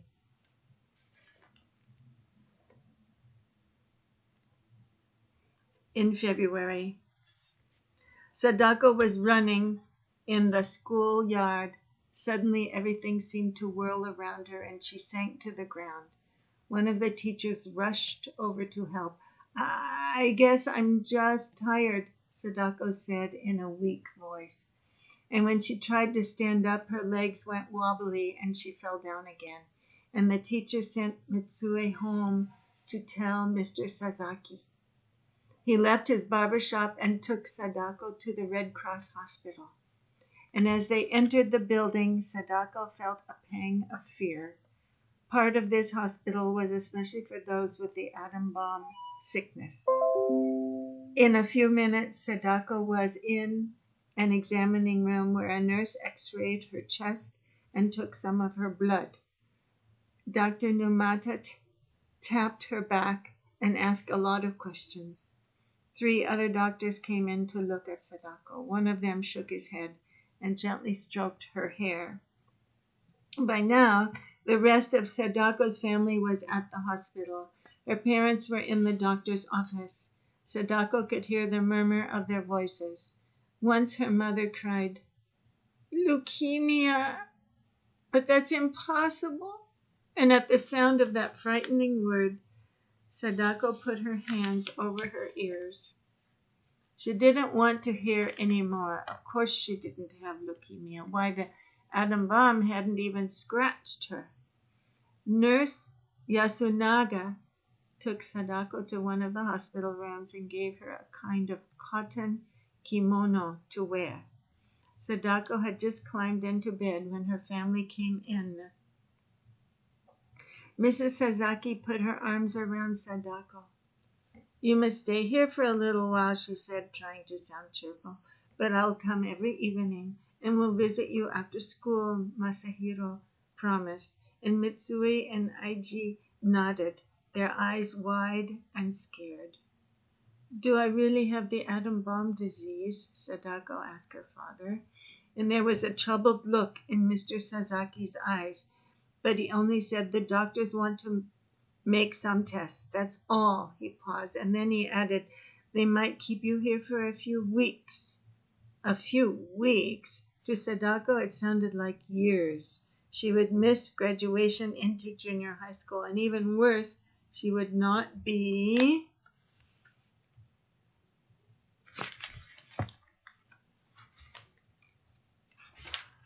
part of the racing team. Sadako swallowed hard and tried not to cry. Mrs. Sasaki fussed over Sadako. She plumped the pillows and smoothed the bedspread. Mr. Sasaki cleared his throat. Is there anything you want?" he asked. Sadako shook her head. All she really wanted was to go home. But when? A cold lump of fear grew in her stomach. She had heard that many people who went into this hospital never came out. Later, Nurse Yasunaga sent the others away so that Sadako could rest. And when she was alone, Sadako buried her face in the pillow and cried for a long time. She had never before felt so lonely and miserable. Chapter 5. The Golden Crane. The next morning, Sadako woke up slowly. She listened for familiar sounds of her mother making breakfast, but there were only the new and different sounds of a hospital.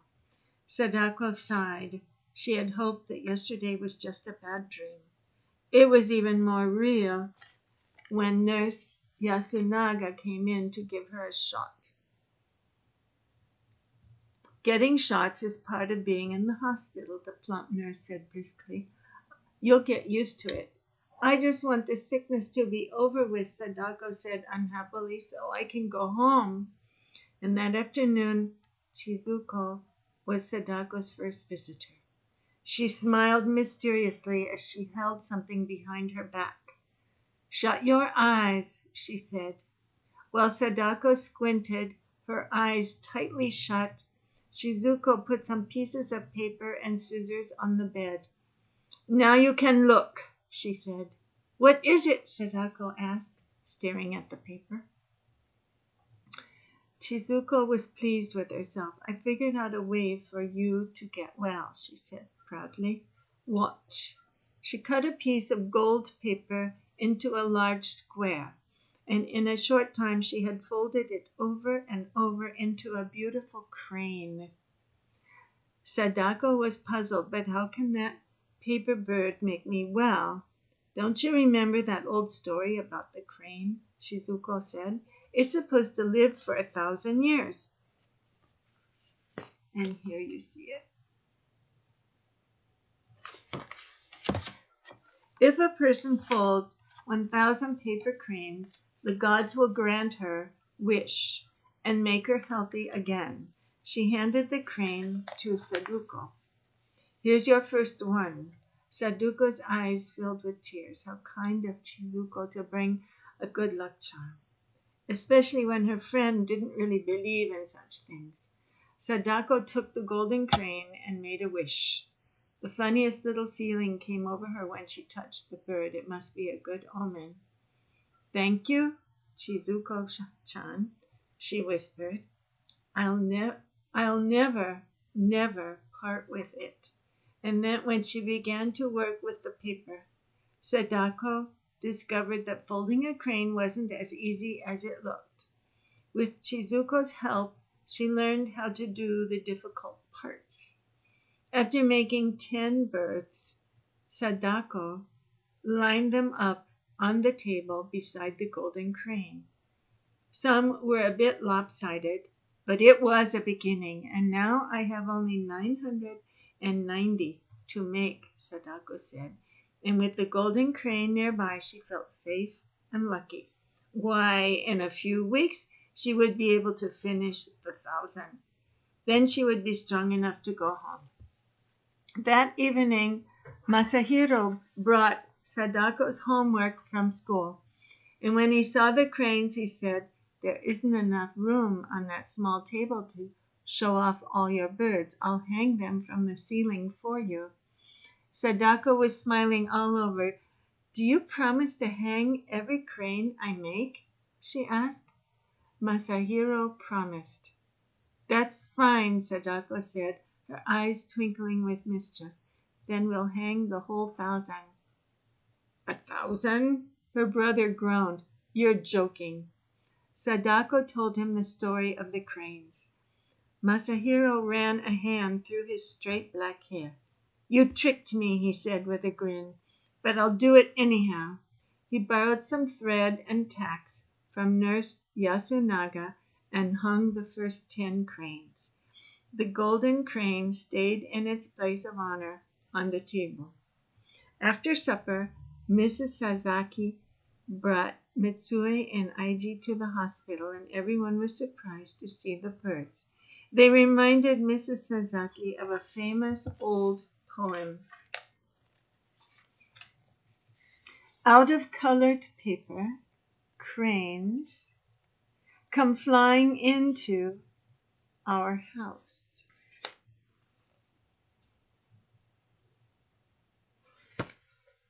Mitsue and Aiji liked the golden crane best, but Mrs. Sasaki chose the tiniest one made of fancy green paper with pink parasols on it.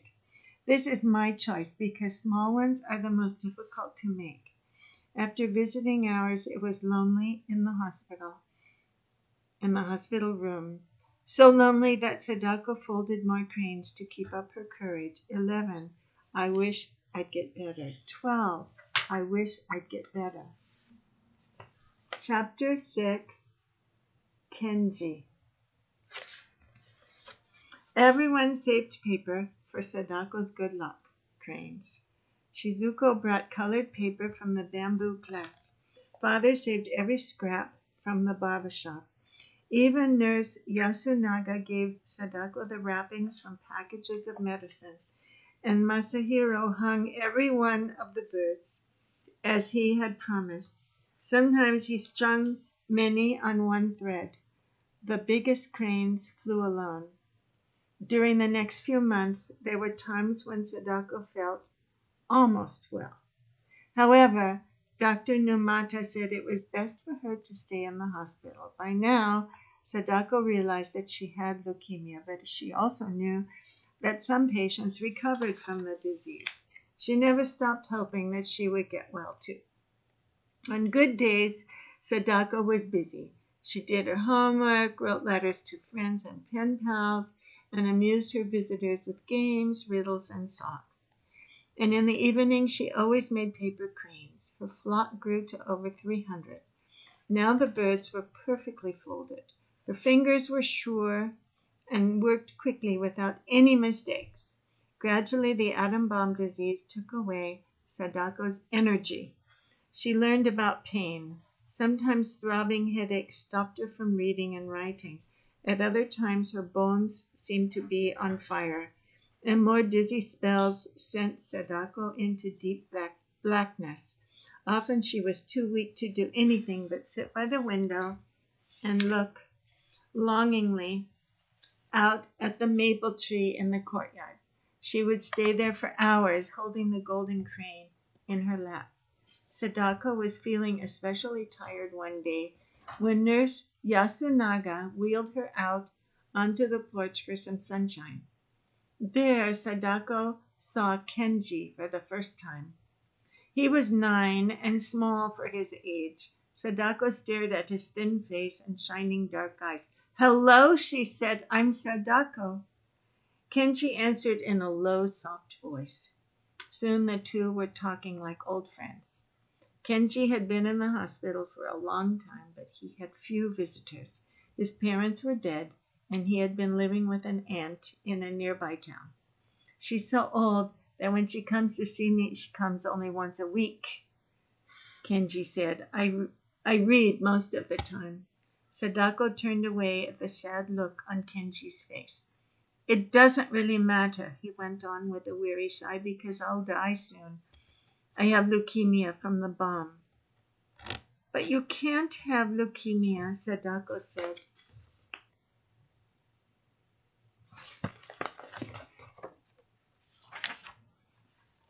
"You weren't even born then." "That isn't important," Kenji said. "The poison was in my mother's body, and I got it from her." Sadako wanted so much to comfort him, but she didn't know what to say, and then she remembered the cranes. "You can make paper cranes like I do," she said, "so that a miracle can happen."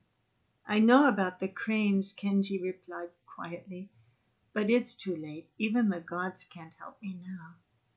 Just then Nurse Yasunaga came out onto the porch. "Kenji," she said sternly, "how do you know such things?" He gave her a sharp look. "I just know," he said, "and besides, I can read my blood count on the chart every day. It gets worse."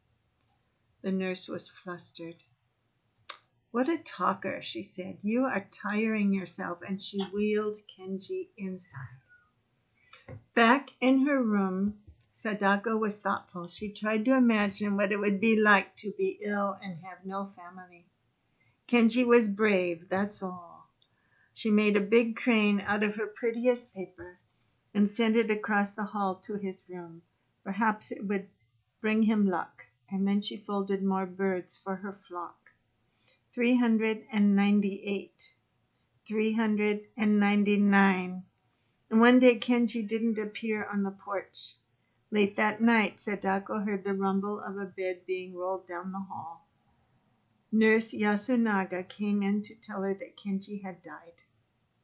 Sadako turned to the wall and let the tears come. After a while, she felt the nurse's gentle hand on her shoulder. "Let's sit by the window and talk," Nurse Yasunaga said in a kindly voice. And when Sadako finally stopped sobbing, she looked out at the moonlit sky. "Do you think Kenji is up there on a star island?" "Wherever he is, I'm sure that he is happy now," the nurse said. "He has shed that tired, sick body, and his spirit is free." Sadako was quiet, listening to the leaves on the maple tree rustle in the wind, and then she said, "I'm going to die next, aren't I?" "Of course not," Nurse Yasunaga answered with a firm shake of her head. She spread some colored paper on Sadako's bed. "Come and let me see you fold another paper crane before you go to sleep. After you finish 1,000 birds, you'll live to be an old lady." Sadako tried hard to believe that. She carefully folded cranes and made the same wish. 463, 464.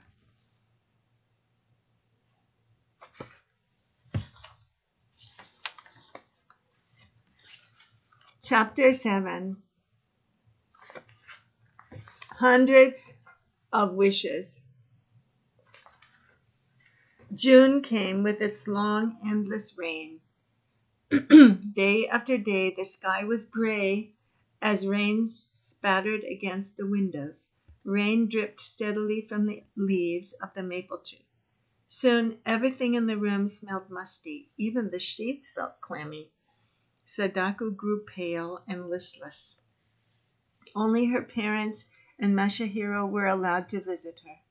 The bamboo class sent a Kokeshi doll to cheer her up. Sadako liked the wooden doll's wistful smile and the red roses painted on its kimono. The doll stood next to the golden crane on Sadako's bedside table. Mrs. Sasaki was worried because Sadako didn't eat enough. One evening she brought a surprise wrapped in a furoshiki bundle. It contained all of Sadako's favorite foods: an egg roll, chicken and rice, pickled plums, and bean cakes. Sadako propped herself up against the pillows and tried to eat, but it was no use. Her swollen gums hurt so much that she couldn't chew.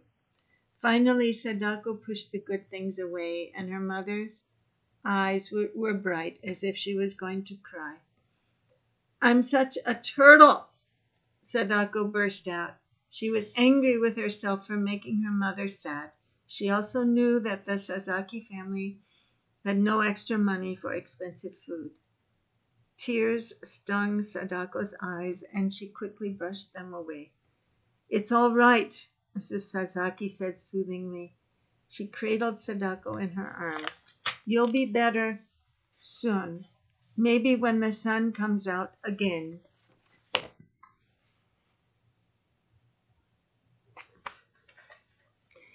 Sadako leaned against her mother and listened to her read from a book of poems. And when Masahiro came, Sadako was calmer and happier. He told her news from school and ate some of the special dinner.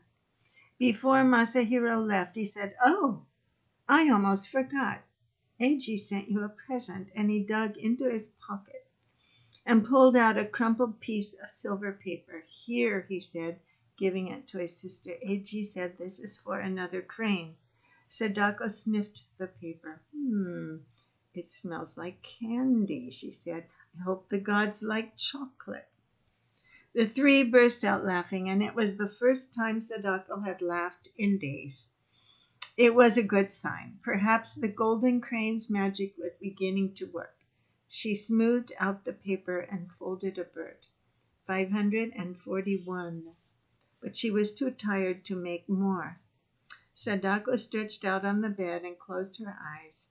As Mrs. Sasaki tiptoed out of the room, she whispered a poem she used to say when Sadako was little. "O flock of heavenly cranes, cover my child with your wings."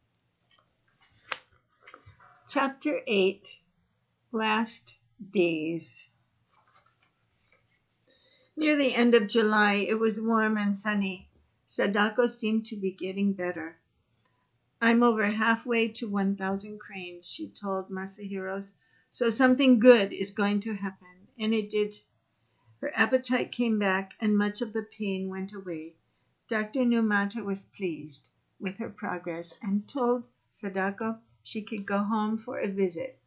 That night, Sadako was so excited she couldn't sleep. To keep the magic working, she made more cranes.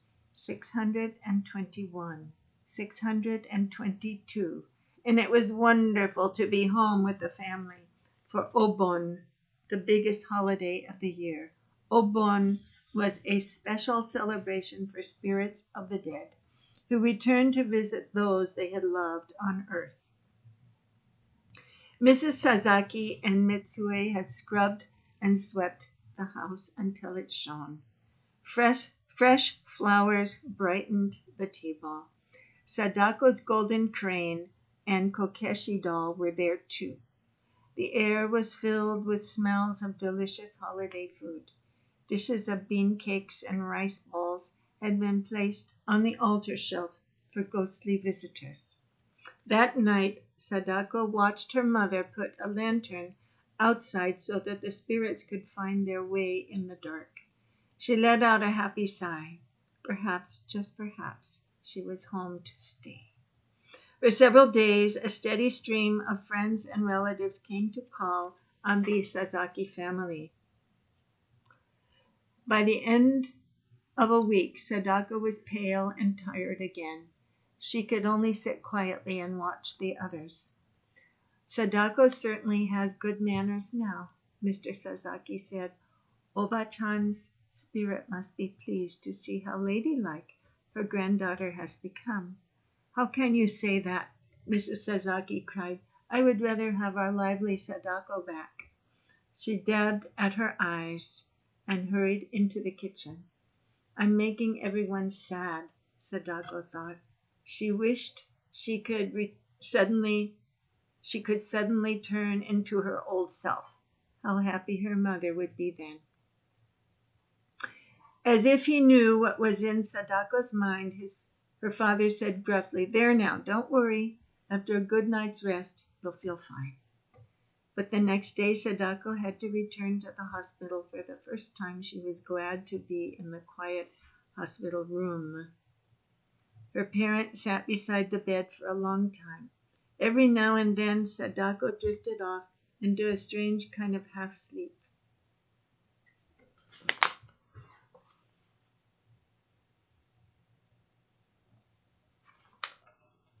When I die, she said dreamily, will you put my favorite bean cakes on the altar for my spirit? Mrs. Sasaki could not speak. She took her daughter's hand and held it tightly. Hush, Mr. Sasaki said in a funny voice. This will not happen for many, many years. Don't give up now, Sadako-chan. You have to make only a few hundred more cranes. Nurse Yasunaga gave Sadako medicine that helped her rest. Before her eyes closed, Sadako reached out to touch the golden crane. I will get better, she murmured to the Kokeshi doll, and someday I'll race like the wind. From then on, Dr. Numata gave Sadako blood transfusions or shots almost every day. I know it hurts, he said, but we must keep on trying. Sadako nodded. She never complained about the shots and almost constant pain. A bigger pain was growing deep inside of her. It was the fear of dying. She had to fight it as well as the disease. The golden crane helped. It reminded Sadako that there was always hope.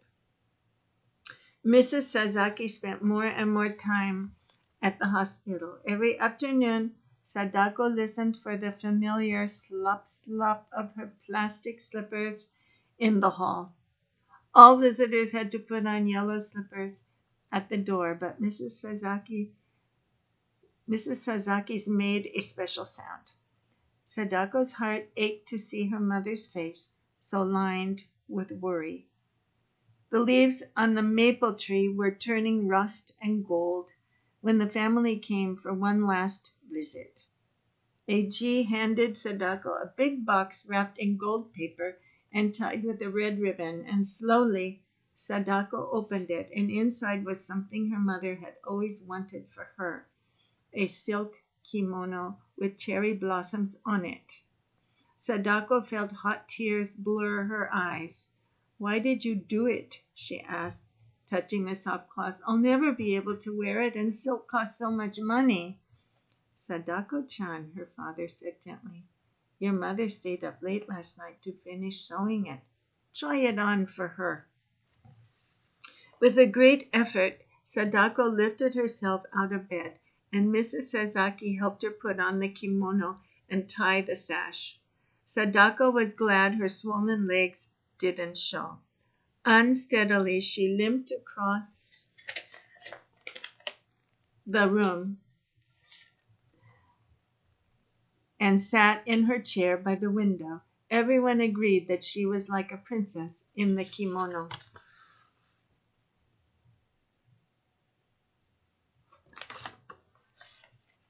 At that moment, Shizuko came in. Dr. Numata had given her permission to visit for a short time.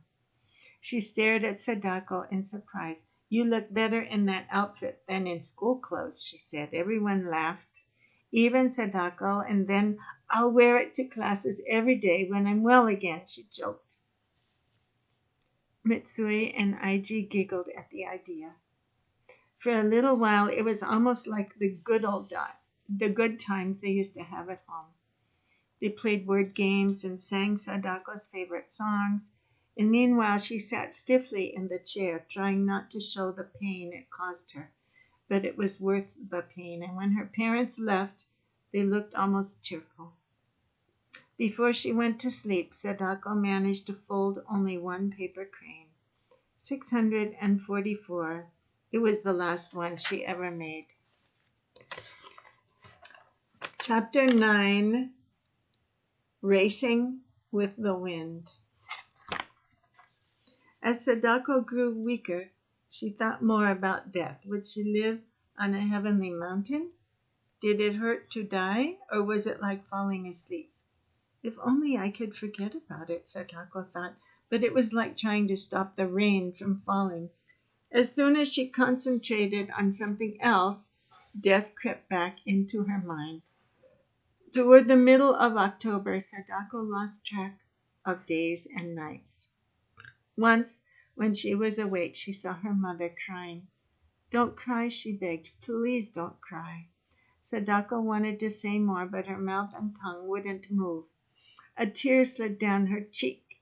She had brought her mother so much grief, and all Sadako could do now was make paper cranes and hope for a miracle. She fumbled with a piece of paper. Her fingers were too clumsy to fold it. "I can't even make a crane," she said to herself. "I turned into a real turtle."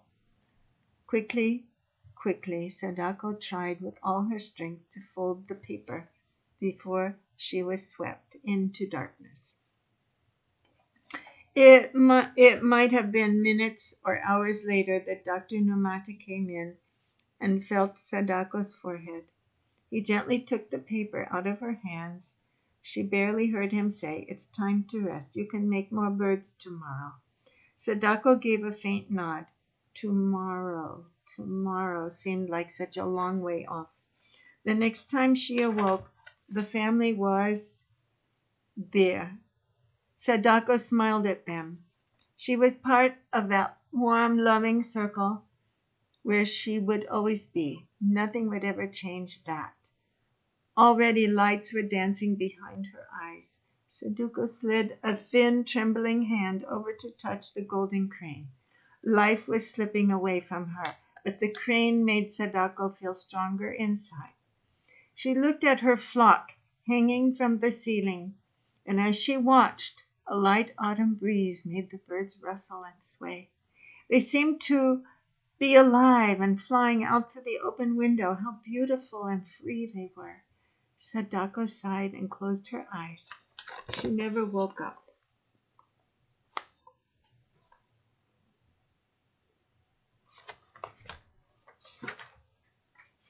Epilogue.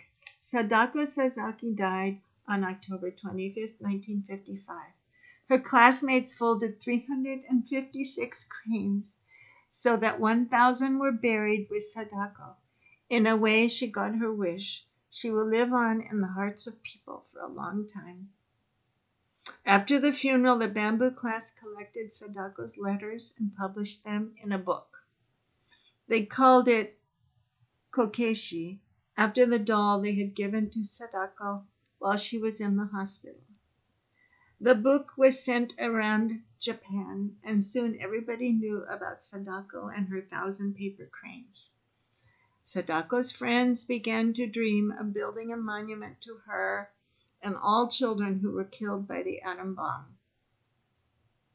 Young people throughout the country helped collect money for the project. Finally, their dream came true. In 1958, the statue was unveiled in the Hiroshima Peace Park. There is Sadako standing on top of a granite mountain of paradise. She is holding a golden crane in outstretched hands. A folded crane club was organized in her honor. Members still place thousands of paper cranes beneath Sadako's statue on August 6th, Peace Day. They make a wish too. Their wish is engraved on the base of the statue. This is our cry. This is our prayer. Peace in the world.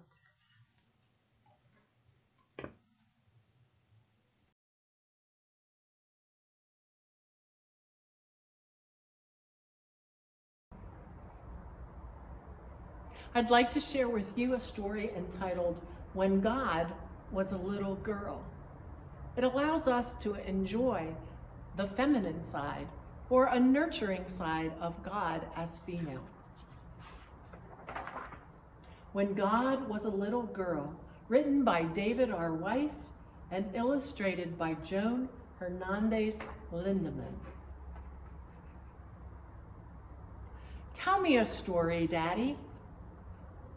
It's a long car ride from Madison, Wisconsin to Decorah, Iowa, and a good story always is helpful to make the miles fly by. What kind of story, Daddy asked.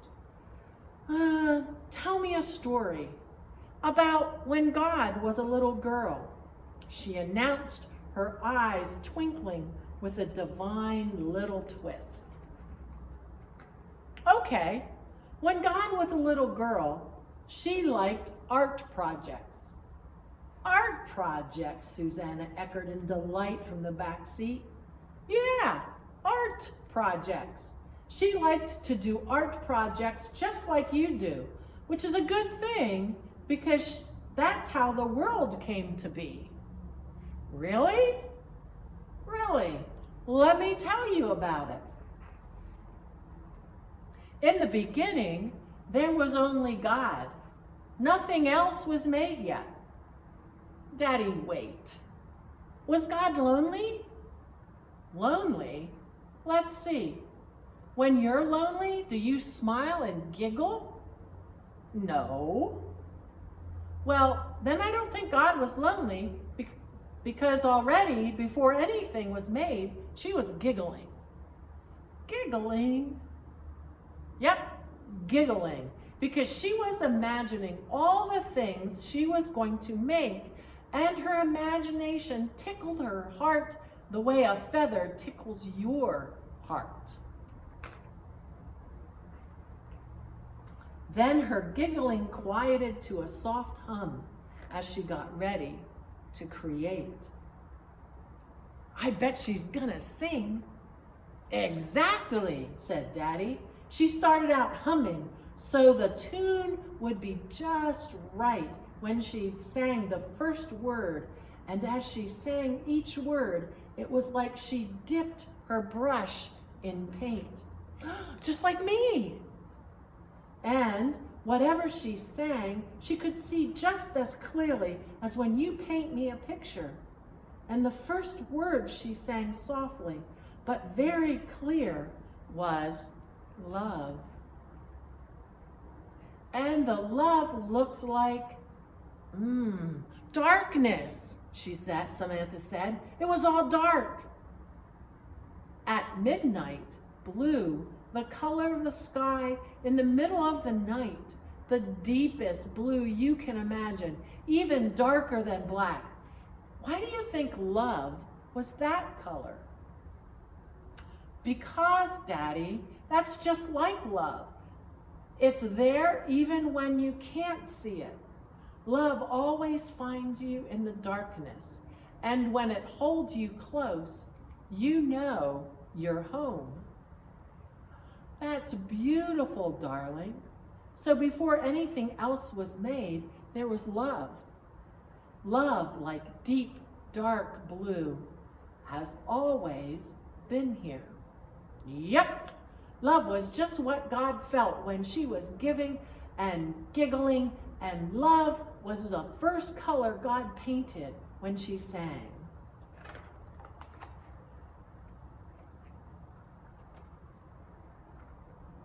God sang so loud.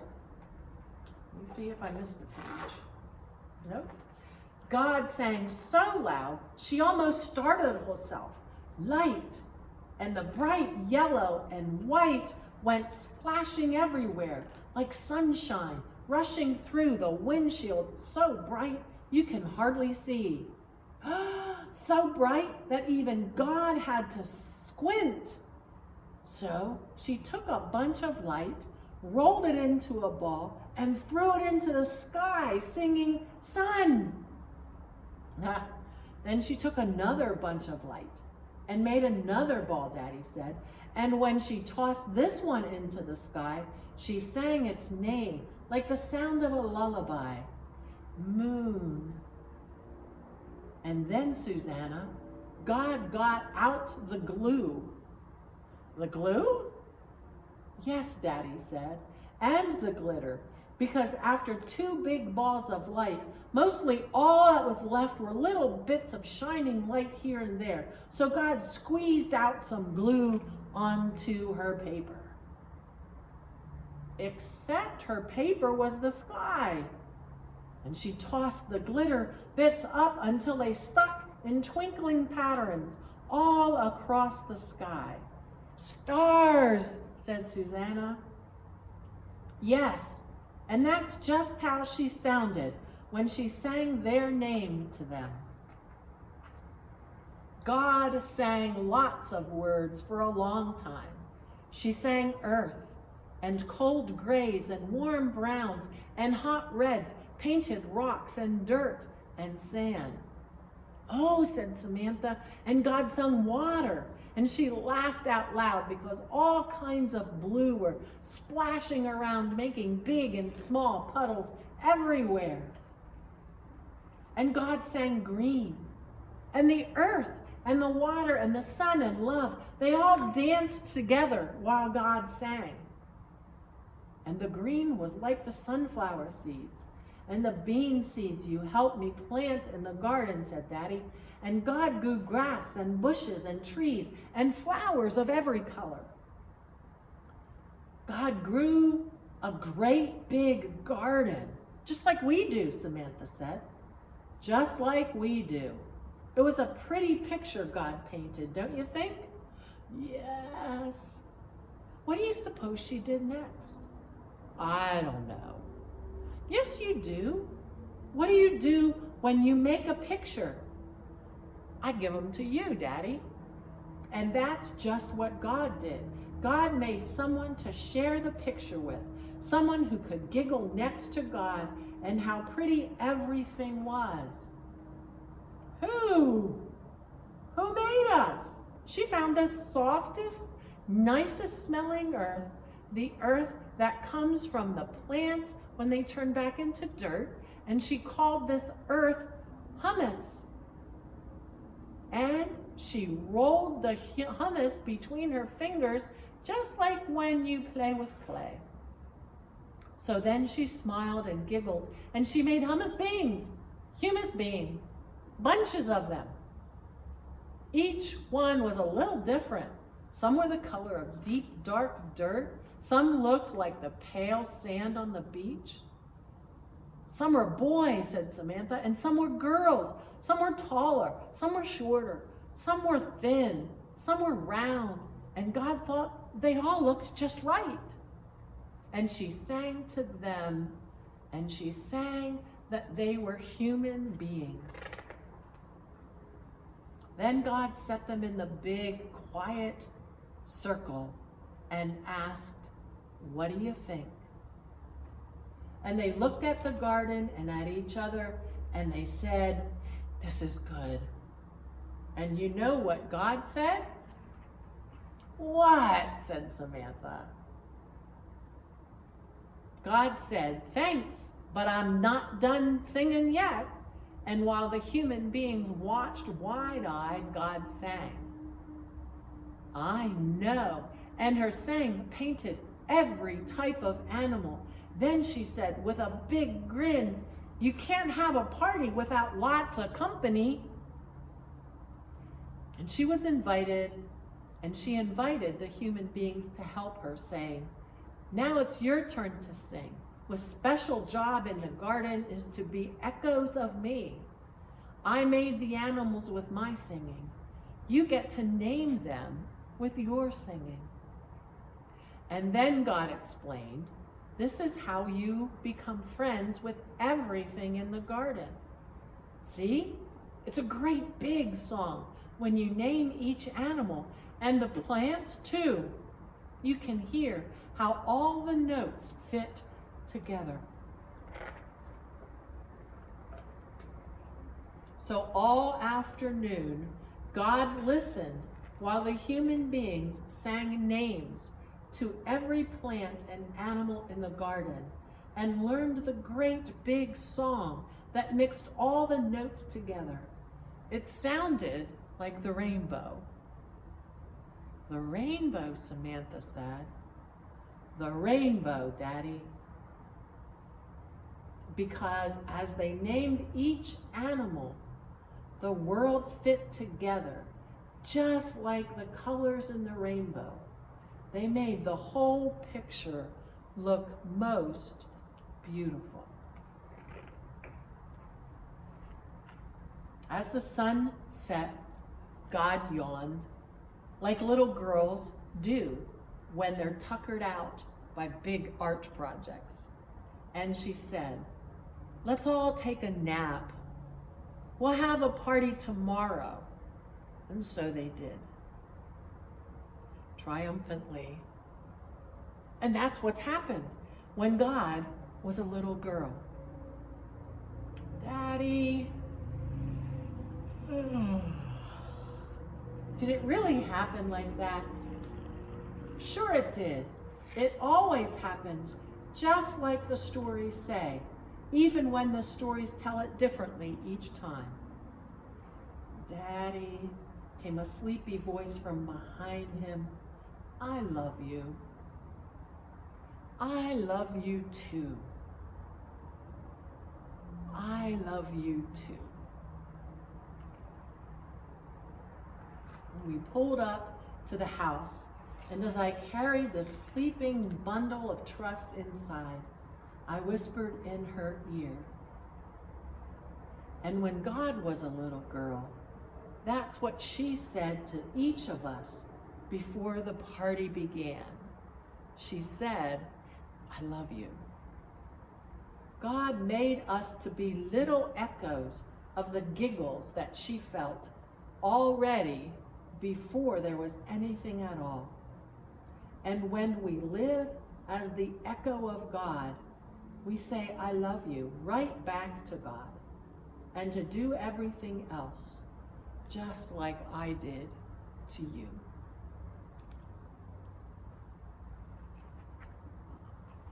And from somewhere in her dreams, a little voice smiled up to me.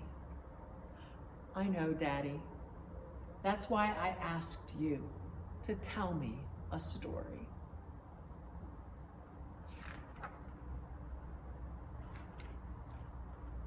Thank you for sharing the story with me.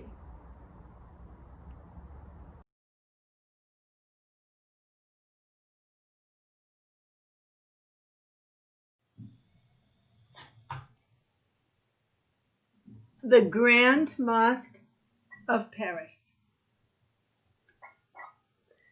A story of how Muslims rescued Jews during the Holocaust.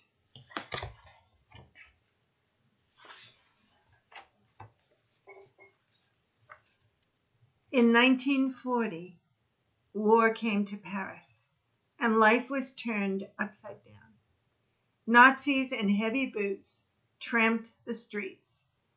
People waited in long lines for hours just to buy a small loaf of bread, and policemen arrested whole families for the crime of being Jewish.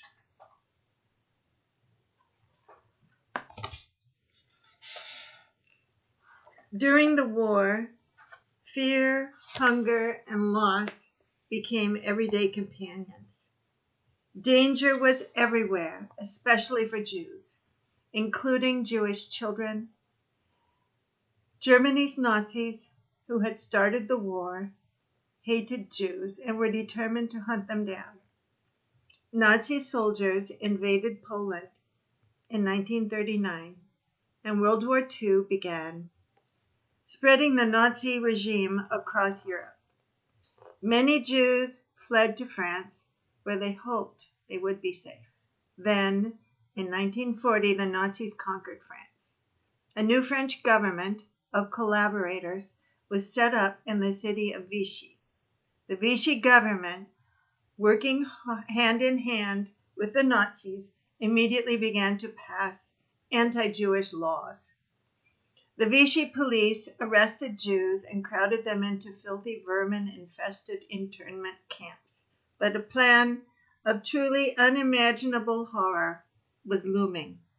In 1942, the Nazis set up death camps and began the mass murder of Europe's Jews. The Vichy government rounded up Jews of all ages and sent them to the death camps. In France, 11,402 Jewish children, toddlers, and even tiny babies were deported to death camps. Only about 300 of them survived the war.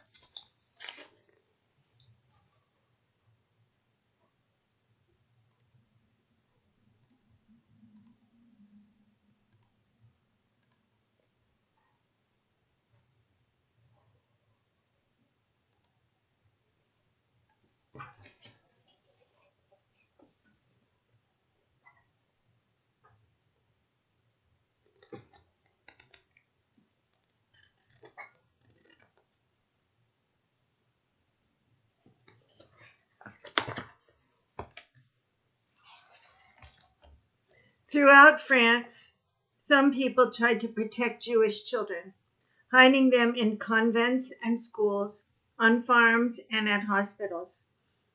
Anywhere a Jewish child might be able to blend in. But in Paris, Nazis and police were everywhere, and it was much harder to hide.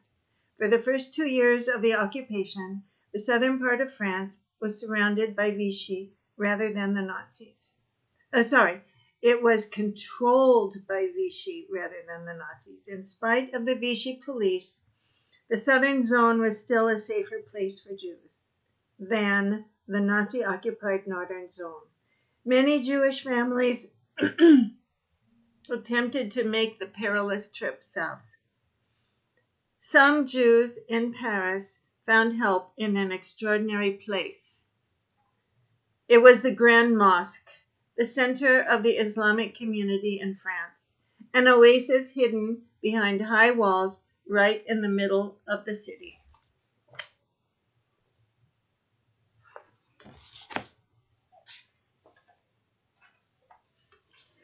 The Grand Mosque shimmered like a mirage. The white domes and glittering mosaics of the minaret in stark contrast to the muted colors of Paris. When the mosque was built in 1926, the North African countries of Algeria, Morocco, and Tunisia were under French rule, and many Muslims had come to Paris from these countries. The land for the mosque was given by the French government in exchange for a symbolic payment of 1 franc to thank the 500,000 Muslim soldiers who had fought for France during the First World War.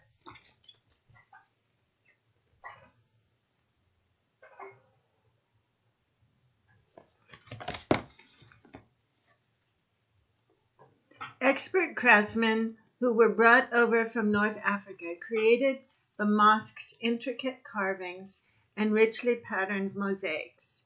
Graceful columns and arches surrounded courtyards and gardens filled with flowers, trees, and cascading fountains. The song of birds was everywhere. From the top of the minaret, the voice of the muezzin could be heard across the neighborhood, calling the faithful to prayer 5 times a day. But the mosque was not only a place to pray. It was created as a true community center. Everything that happened in its Muslim community was recorded at the mosque, including births, marriages, and deaths.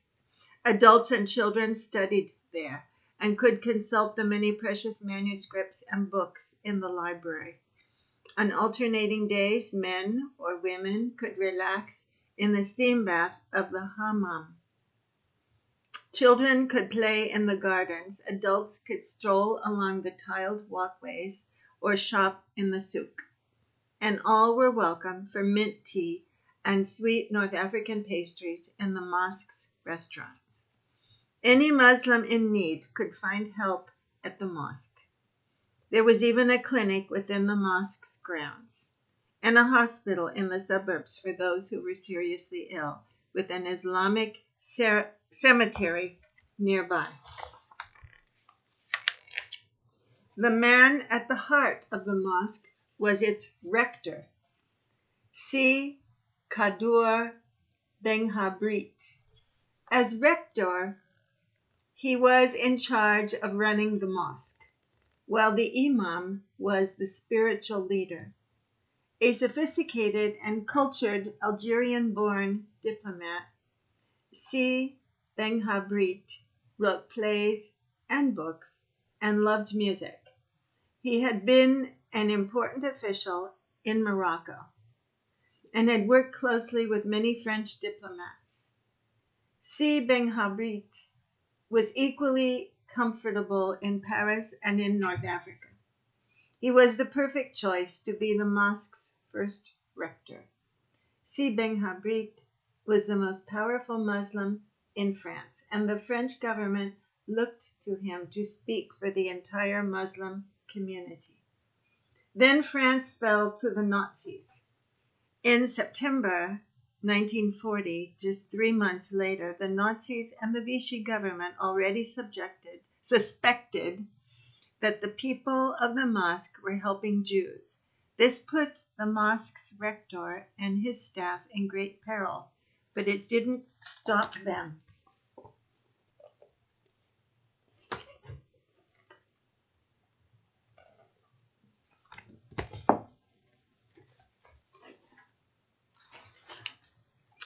Salim Halali, a young Berber Jew from Algeria, was trapped in Paris during the occupation.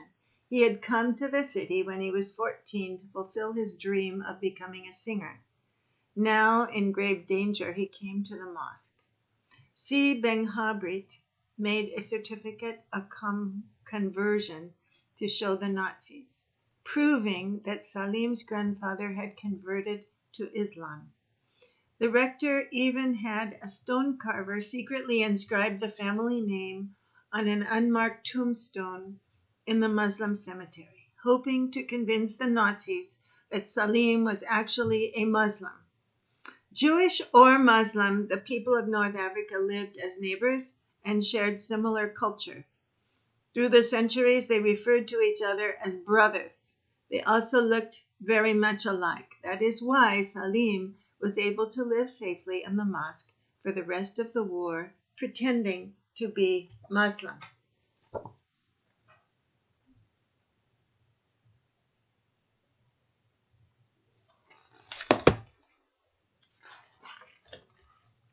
Two friends from North Africa escaped from a prisoner of war camp in Germany and made their way to Paris. Albert Assouline, a Jew, and Yasser Rahal, a Muslim, had no identity papers and were certain to be arrested if caught. Because Albert was Jewish, the risk for him was even greater. The two men had to stay hidden and tried to find refuge in a place of worship. We ruled out the synagogue, said Albert. The church didn't seem safe either, so we ended up at the door of the Grand Mosque of Paris. He went in first, leaving me outside, and asked if he could bring a friend in who was not a Muslim, and they said yes. So he came back out for me, and we stayed for 2 or 3 days. While he was there, Albert saw other people in hiding. He said the adults were in the basement, and the children were in apartments upstairs. Si Kadur Benghabrit had a large family, and they were sheltering children. And in the other apartments there were children too, who could have been Jewish or not.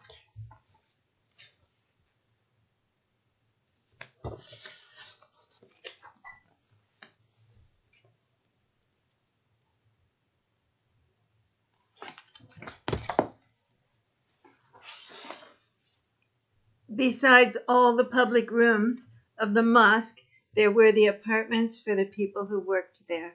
The rector, the imam, the muezzin, the custodian, and others. Many of them had families and could hide North African Jewish children in among their own. Nobody would notice the difference, and even if they did, the mosque could provide false Muslim birth certificates. It would be nearly impossible for anyone to check their authenticity because records in North Africa were too disorganized. However, only people who were Muslims or who could pass as North African Muslims could stay at the mosque for more than a few days. Most others had to be guided out of Paris fairly quickly. It would be too difficult to keep them hidden from the Nazis.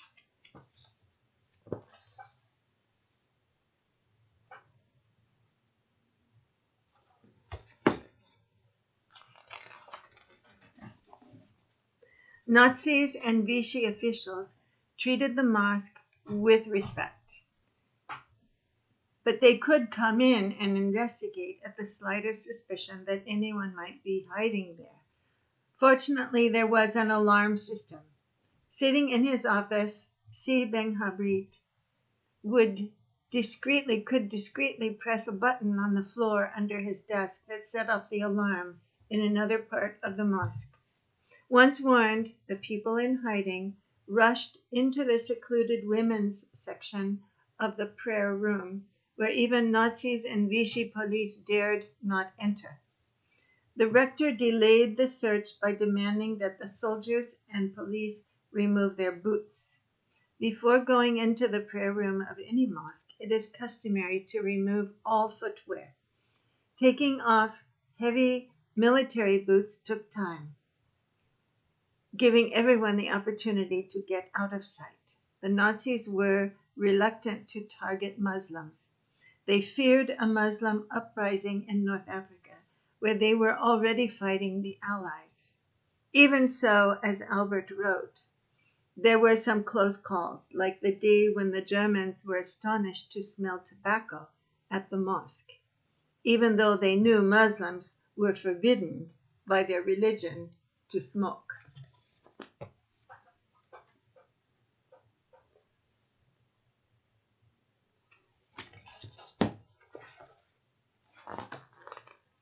Dr. Ahmed Somia, a Muslim from Tunisia, tried to protect children at risk of Nazi arrest.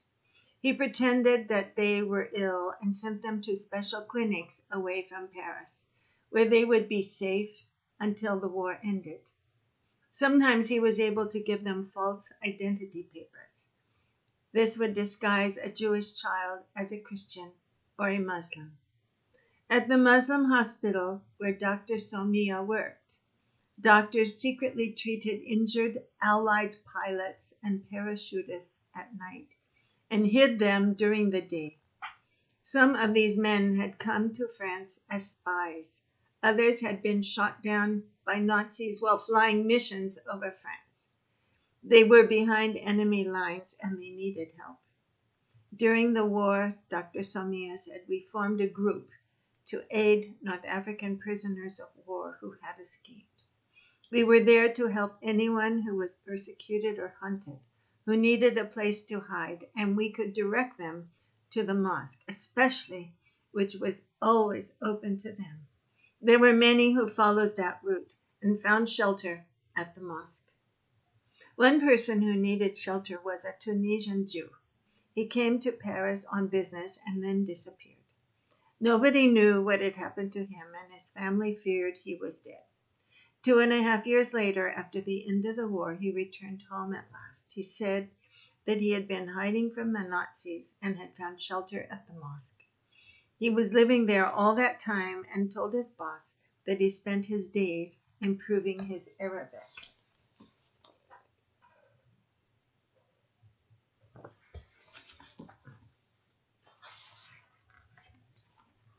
By the time of the Nazi occupation, nearly all of Paris's Muslims were Kabyles, Berbers from Kabylia, up in the high and forbidding Atlas Mountains of Algeria. After France lost many young men in the First World War, workers from Kabylia came to take their places in the factories and on construction sites. In fact, Kabyle laborers built the Paris subways. These men sent their earnings to the families they had to leave behind in Algeria and returned to visit them when they could. Between the two world wars, Kabyle Muslims became part of the fabric of France. In the summer of 1942, arrests of Jews in France escalated. The largest roundup of all occurred in Paris in July, when the Vichy police arrested almost 13,000 Jews at once. A letter was recently found among the old papers of a Paris cafe owned by a Tunisian. This letter was written in Kabyle, the language of the Kabyles, and the cafe owner said that it dated from World War II, and it read, "Yesterday at dawn, the Jews of Paris were arrested, the elderly, the women, and the children. In exile like ourselves, workers like ourselves, they are our brothers. Their children are like our own children. Anyone who encounters one of his children must give that child shelter and protection for as long as misfortune or sorrow lasts. O men of my country, your heart is generous." Was this letter read out in the cafe? Did it circulate among the Kabyle workers of Paris, making its way through the crowded boarding houses or where these men lived? It certainly seems to be a call to action. Without a doubt, it is a recognition of the strong bond between North African Muslims and Jews.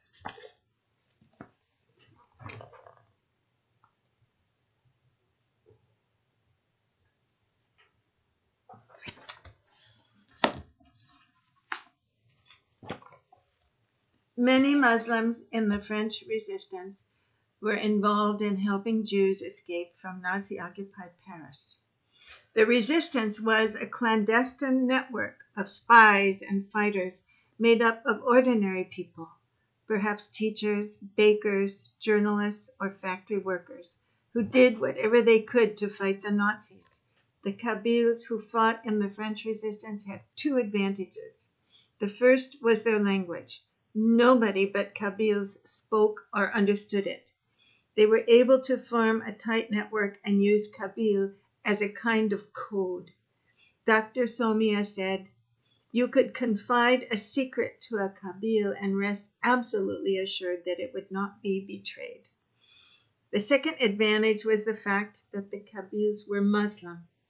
When they wore the traditional tasseled wool felt hat called a chacheya or a fez, it signaled that they were Muslim, and so they were less likely to be stopped by the Nazis.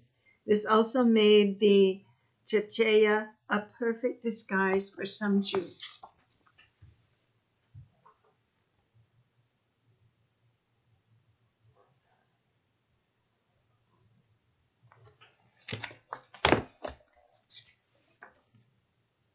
Kabyles operated a secret network that smuggled people out of Paris to safety, and they also carried coded messages between the resistance in France and the Free French Army in Algeria. Their smuggling network was initially devised to aid escaped prisoners of war and Allied pilots and parachutists in hiding. However, as the war went on, the Kabyles began to smuggle more and more Jewish men, women, and children away from danger. One route they used to help people escape the Nazis involved the mosque. They would sneak people into the mosque right before curfew, when the police were distracted by their dinner. A story describes a delivery man and his vehicle, a three-wheeled bicycle, with a large bin attached to it. There was just enough space inside the bin to hide someone. As long as nobody looked inside, that hidden person might be safe. The delivery man could pedal to the mosque through the streets of Paris, right under the noses of the police. There were other ways to slip people into the mosque. Albert said, you could enter through secret doors into the basement, the hammam, or through the mosque's restaurant. Once they had been smuggled into the mosque, people usually didn't stay for long.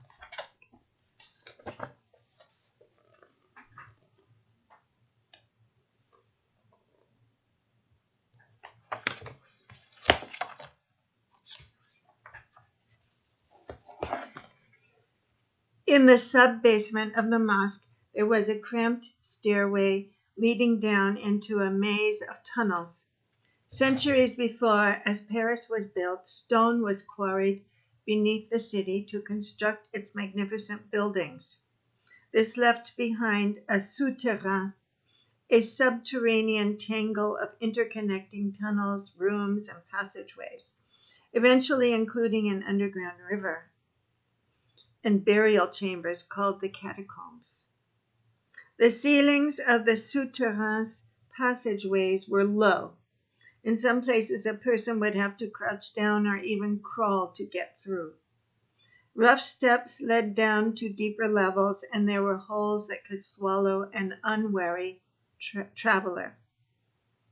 Hundreds of miles of utterly dark, chilly passageways twisted and turned beneath the streets.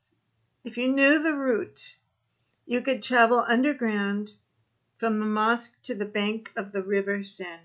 And if you didn't know the way, you could become hopelessly lost in the souterrain.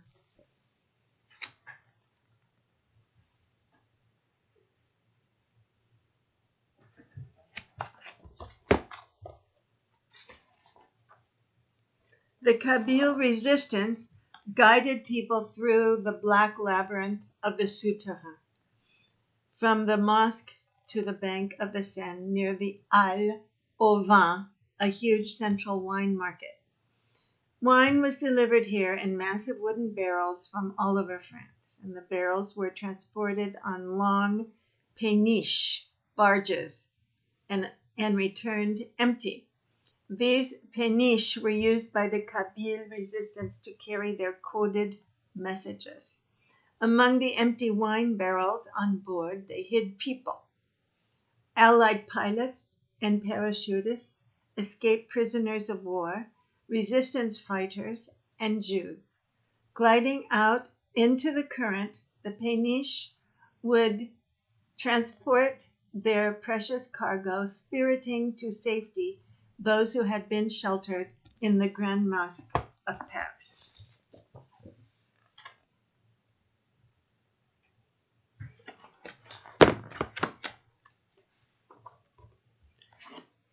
Throughout the war, Si Kadour Ben Habrit had to maintain a precarious and dangerous balance.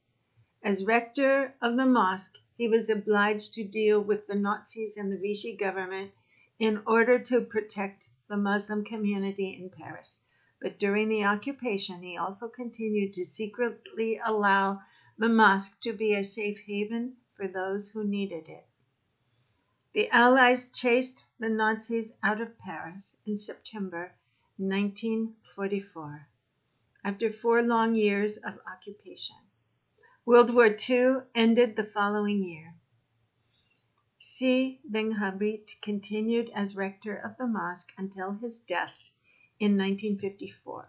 His grave lies in the mosque, where he was buried facing in the direction of Mecca, as are all Muslims. Because of Si Ben Habrit's actions, the Jewish singer Salim Halali lived a long, successful life and is still revered as the father of modern North African song. Albert Assouline, the Jewish Algerian who had escaped from a prisoner of war camp, joined the Free French Army in Algeria, and battled the Nazis until the end of the war. Afterward, he settled in Paris. For the rest of his life, he was dedicated to helping people in need at the Grand Mosque, where his own life had been saved.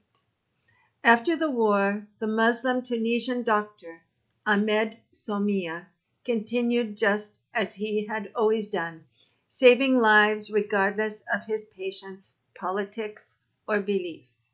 He almost never spoke of his actions during the occupation. Muslims working in the mosque and in the resistance saved numerous lives, Jewish and non-Jewish, by their selfless acts. They risked their own lives to do what they felt was right. It should never be forgotten that Muslims came to the aid of their brothers and sisters, the Jews. Amid the horror of the Holocaust, something noble and courageous quietly unfolded within the walls of the Grand Mosque of Paris.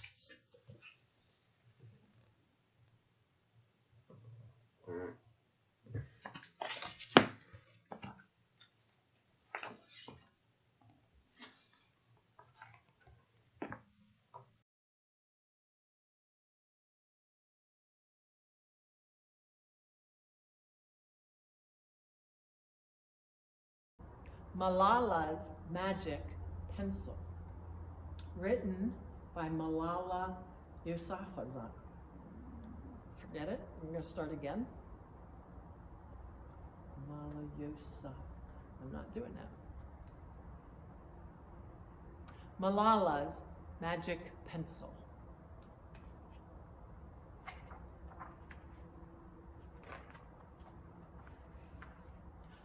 Do you believe in magic?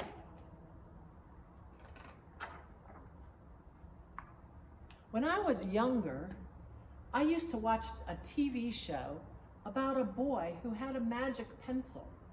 If he was hungry, he grew a bowl of curry and it appeared.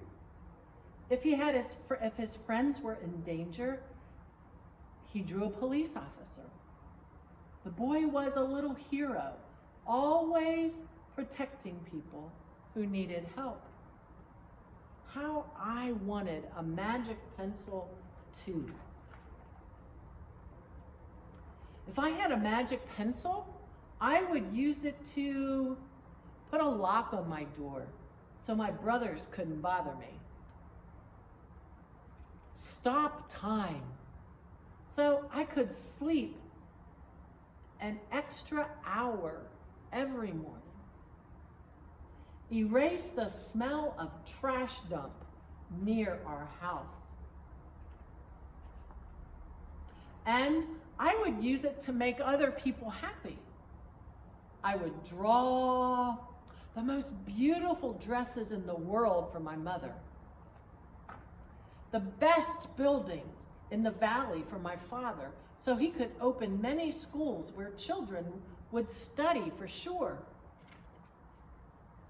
A proper ball, so my brothers and I no longer had to play with an odd sock stuffed with rubbish. Every night, before I went to bed, I wished for a magic pencil of my own. And every morning I would wake up and check my cupboard, but the magic pencil was never there. One day, I was throwing away potato peels and eggshells at the dump. I was wrinkling my nose and swatting away flies and making sure I didn't step on anything dirty in my nice shoes when I saw a girl about my age sorting trash into piles. Nearby, boys were fishing for metal scraps using magnets on strings. When my father returned home from work, I told him what I'd seen. It made him sad. "Abba," I said. "Yes, Johnny," he said back. I always liked when he called me dear one. "Why haven't I seen that girl in my class?" because he said, but he didn't finish right away. Because, Johnny, in our country, not everyone sends their daughters to school, and some children must work to support their family. Those boys will sell the metal scraps they find. If they want to go to school, their families would go hungry. So, school was my favorite place, but I had never considered myself lucky to be able to go. Excuse me. My father had always said, Malala will live free as a bird. Now I wondered how free I'd truly be. That night, I thought about the families who didn't have enough food, and the girl who couldn't go to school, and even about when I was older, would I be expected to cook and clean for my brothers because where I come from, many girls weren't allowed to become what they dreamed of. I knew then that if I had a magic pencil, I would use it to draw a better world, a peaceful world. First, I would erase war, poverty, and hunger. Then I would draw girls and boys together as equals. Over the next few years, instead of wishing for a magic pencil every night, I worked hard in school every day. I wanted to be one of the top students in my class. But soon, powerful and dangerous men declared that girls were forbidden from attending school. They walked the streets of our city now, and they carried weapons. One of the girls stopped coming to school. Abba, where are all the students? They just don't feel safe anymore, Johnny. How could a few men stop all the girls in our valley from coming to school? If more people knew what was happening, I thought, they might help.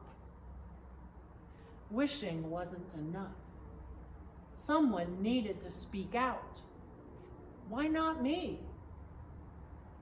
I wrote about what it felt like to be scared to walk to school and how some of my friends had moved away because of the threat they faced in our city.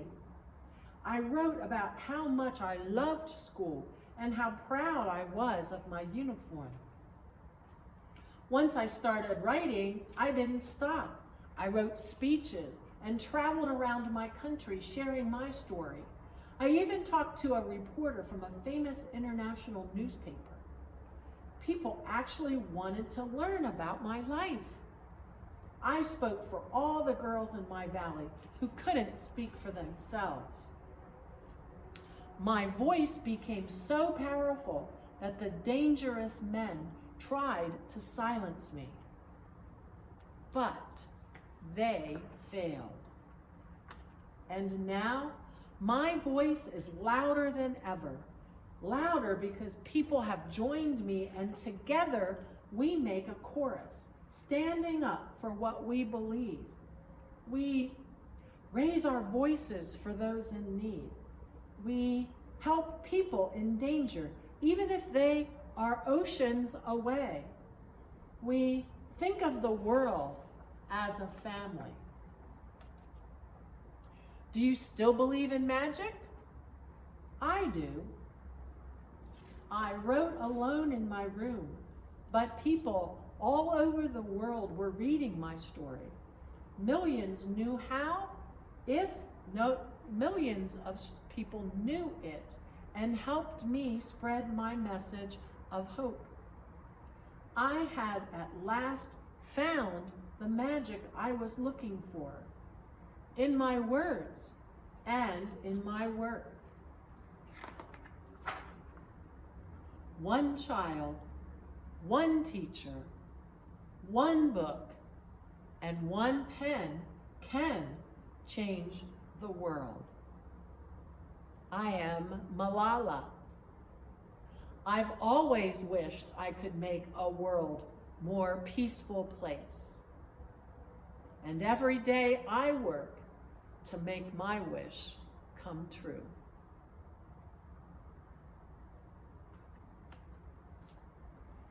Thank you for joining me in reading Malala's Magic Pencil.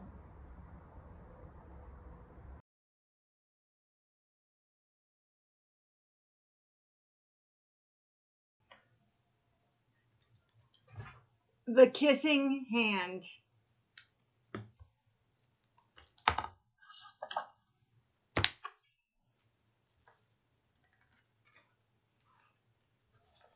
Chester Raccoon stood at the edge of the forest and cried.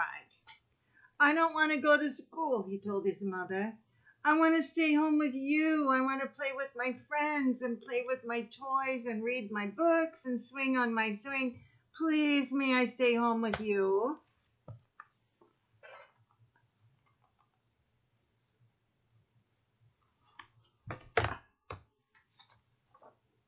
Mrs. Raccoon took Chester by the hand and nuzzled him on the ear.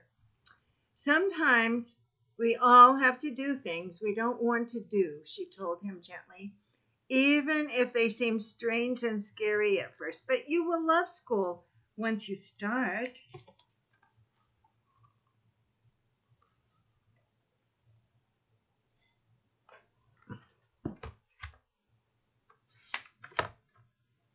"You'll make new friends and play with new toys, read new books, and swing on new swings. Besides," she added, "I know a wonderful secret that will make your nights at school seem as warm and cozy as your days at home."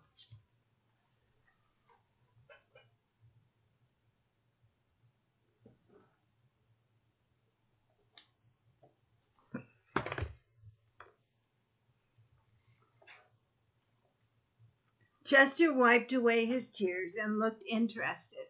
"A secret? What kind of secret?" "A very old secret," said Mrs. Raccoon. "I learned it from my mother, and she learned it from hers. It's called the Kissing Hand." "The Kissing Hand?" asked Chester. "What's that?"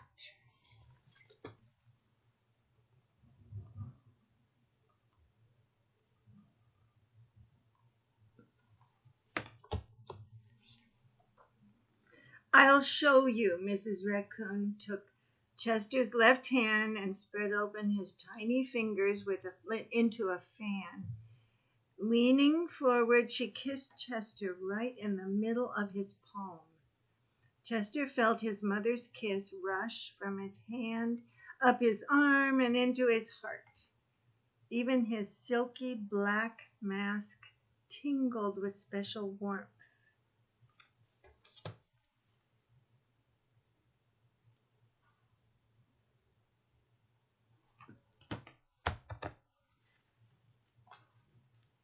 Mrs. Raccoon smiled.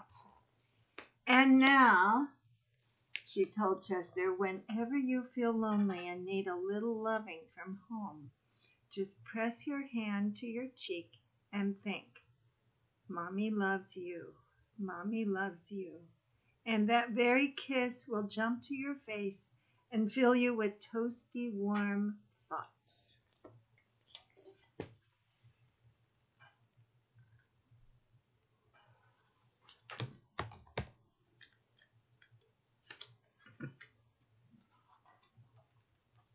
She took Chester's hand and carefully wrapped his fingers around the kiss. "Now, do be careful not to lose it," she teased him.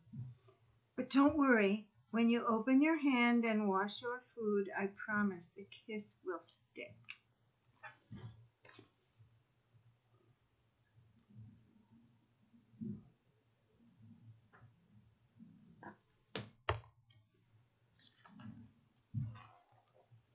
Chester loved his kissing hand. Now he knew his mother's love would go with him wherever he went, even to school.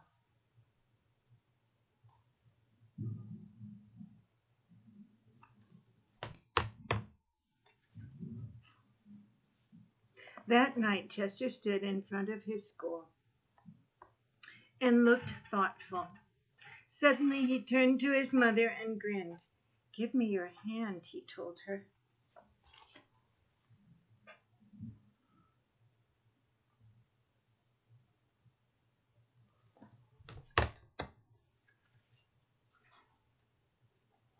Chester took his mother's hand in his own and unfolded her large, familiar fingers into a fan. Next, he leaned forward and kissed the center of her hand.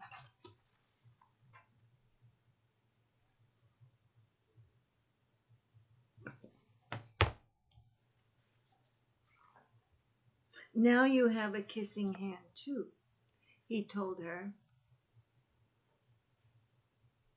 And with a gentle goodbye and "I love you," Chester turned and danced away.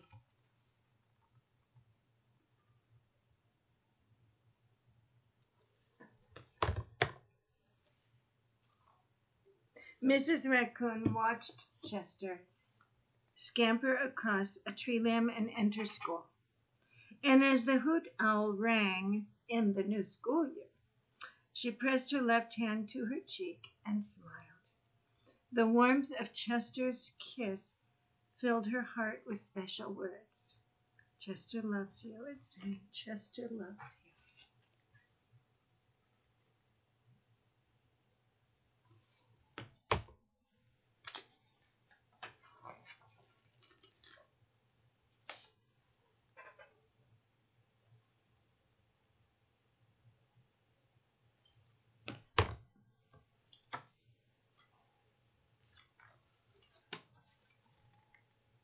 I love you.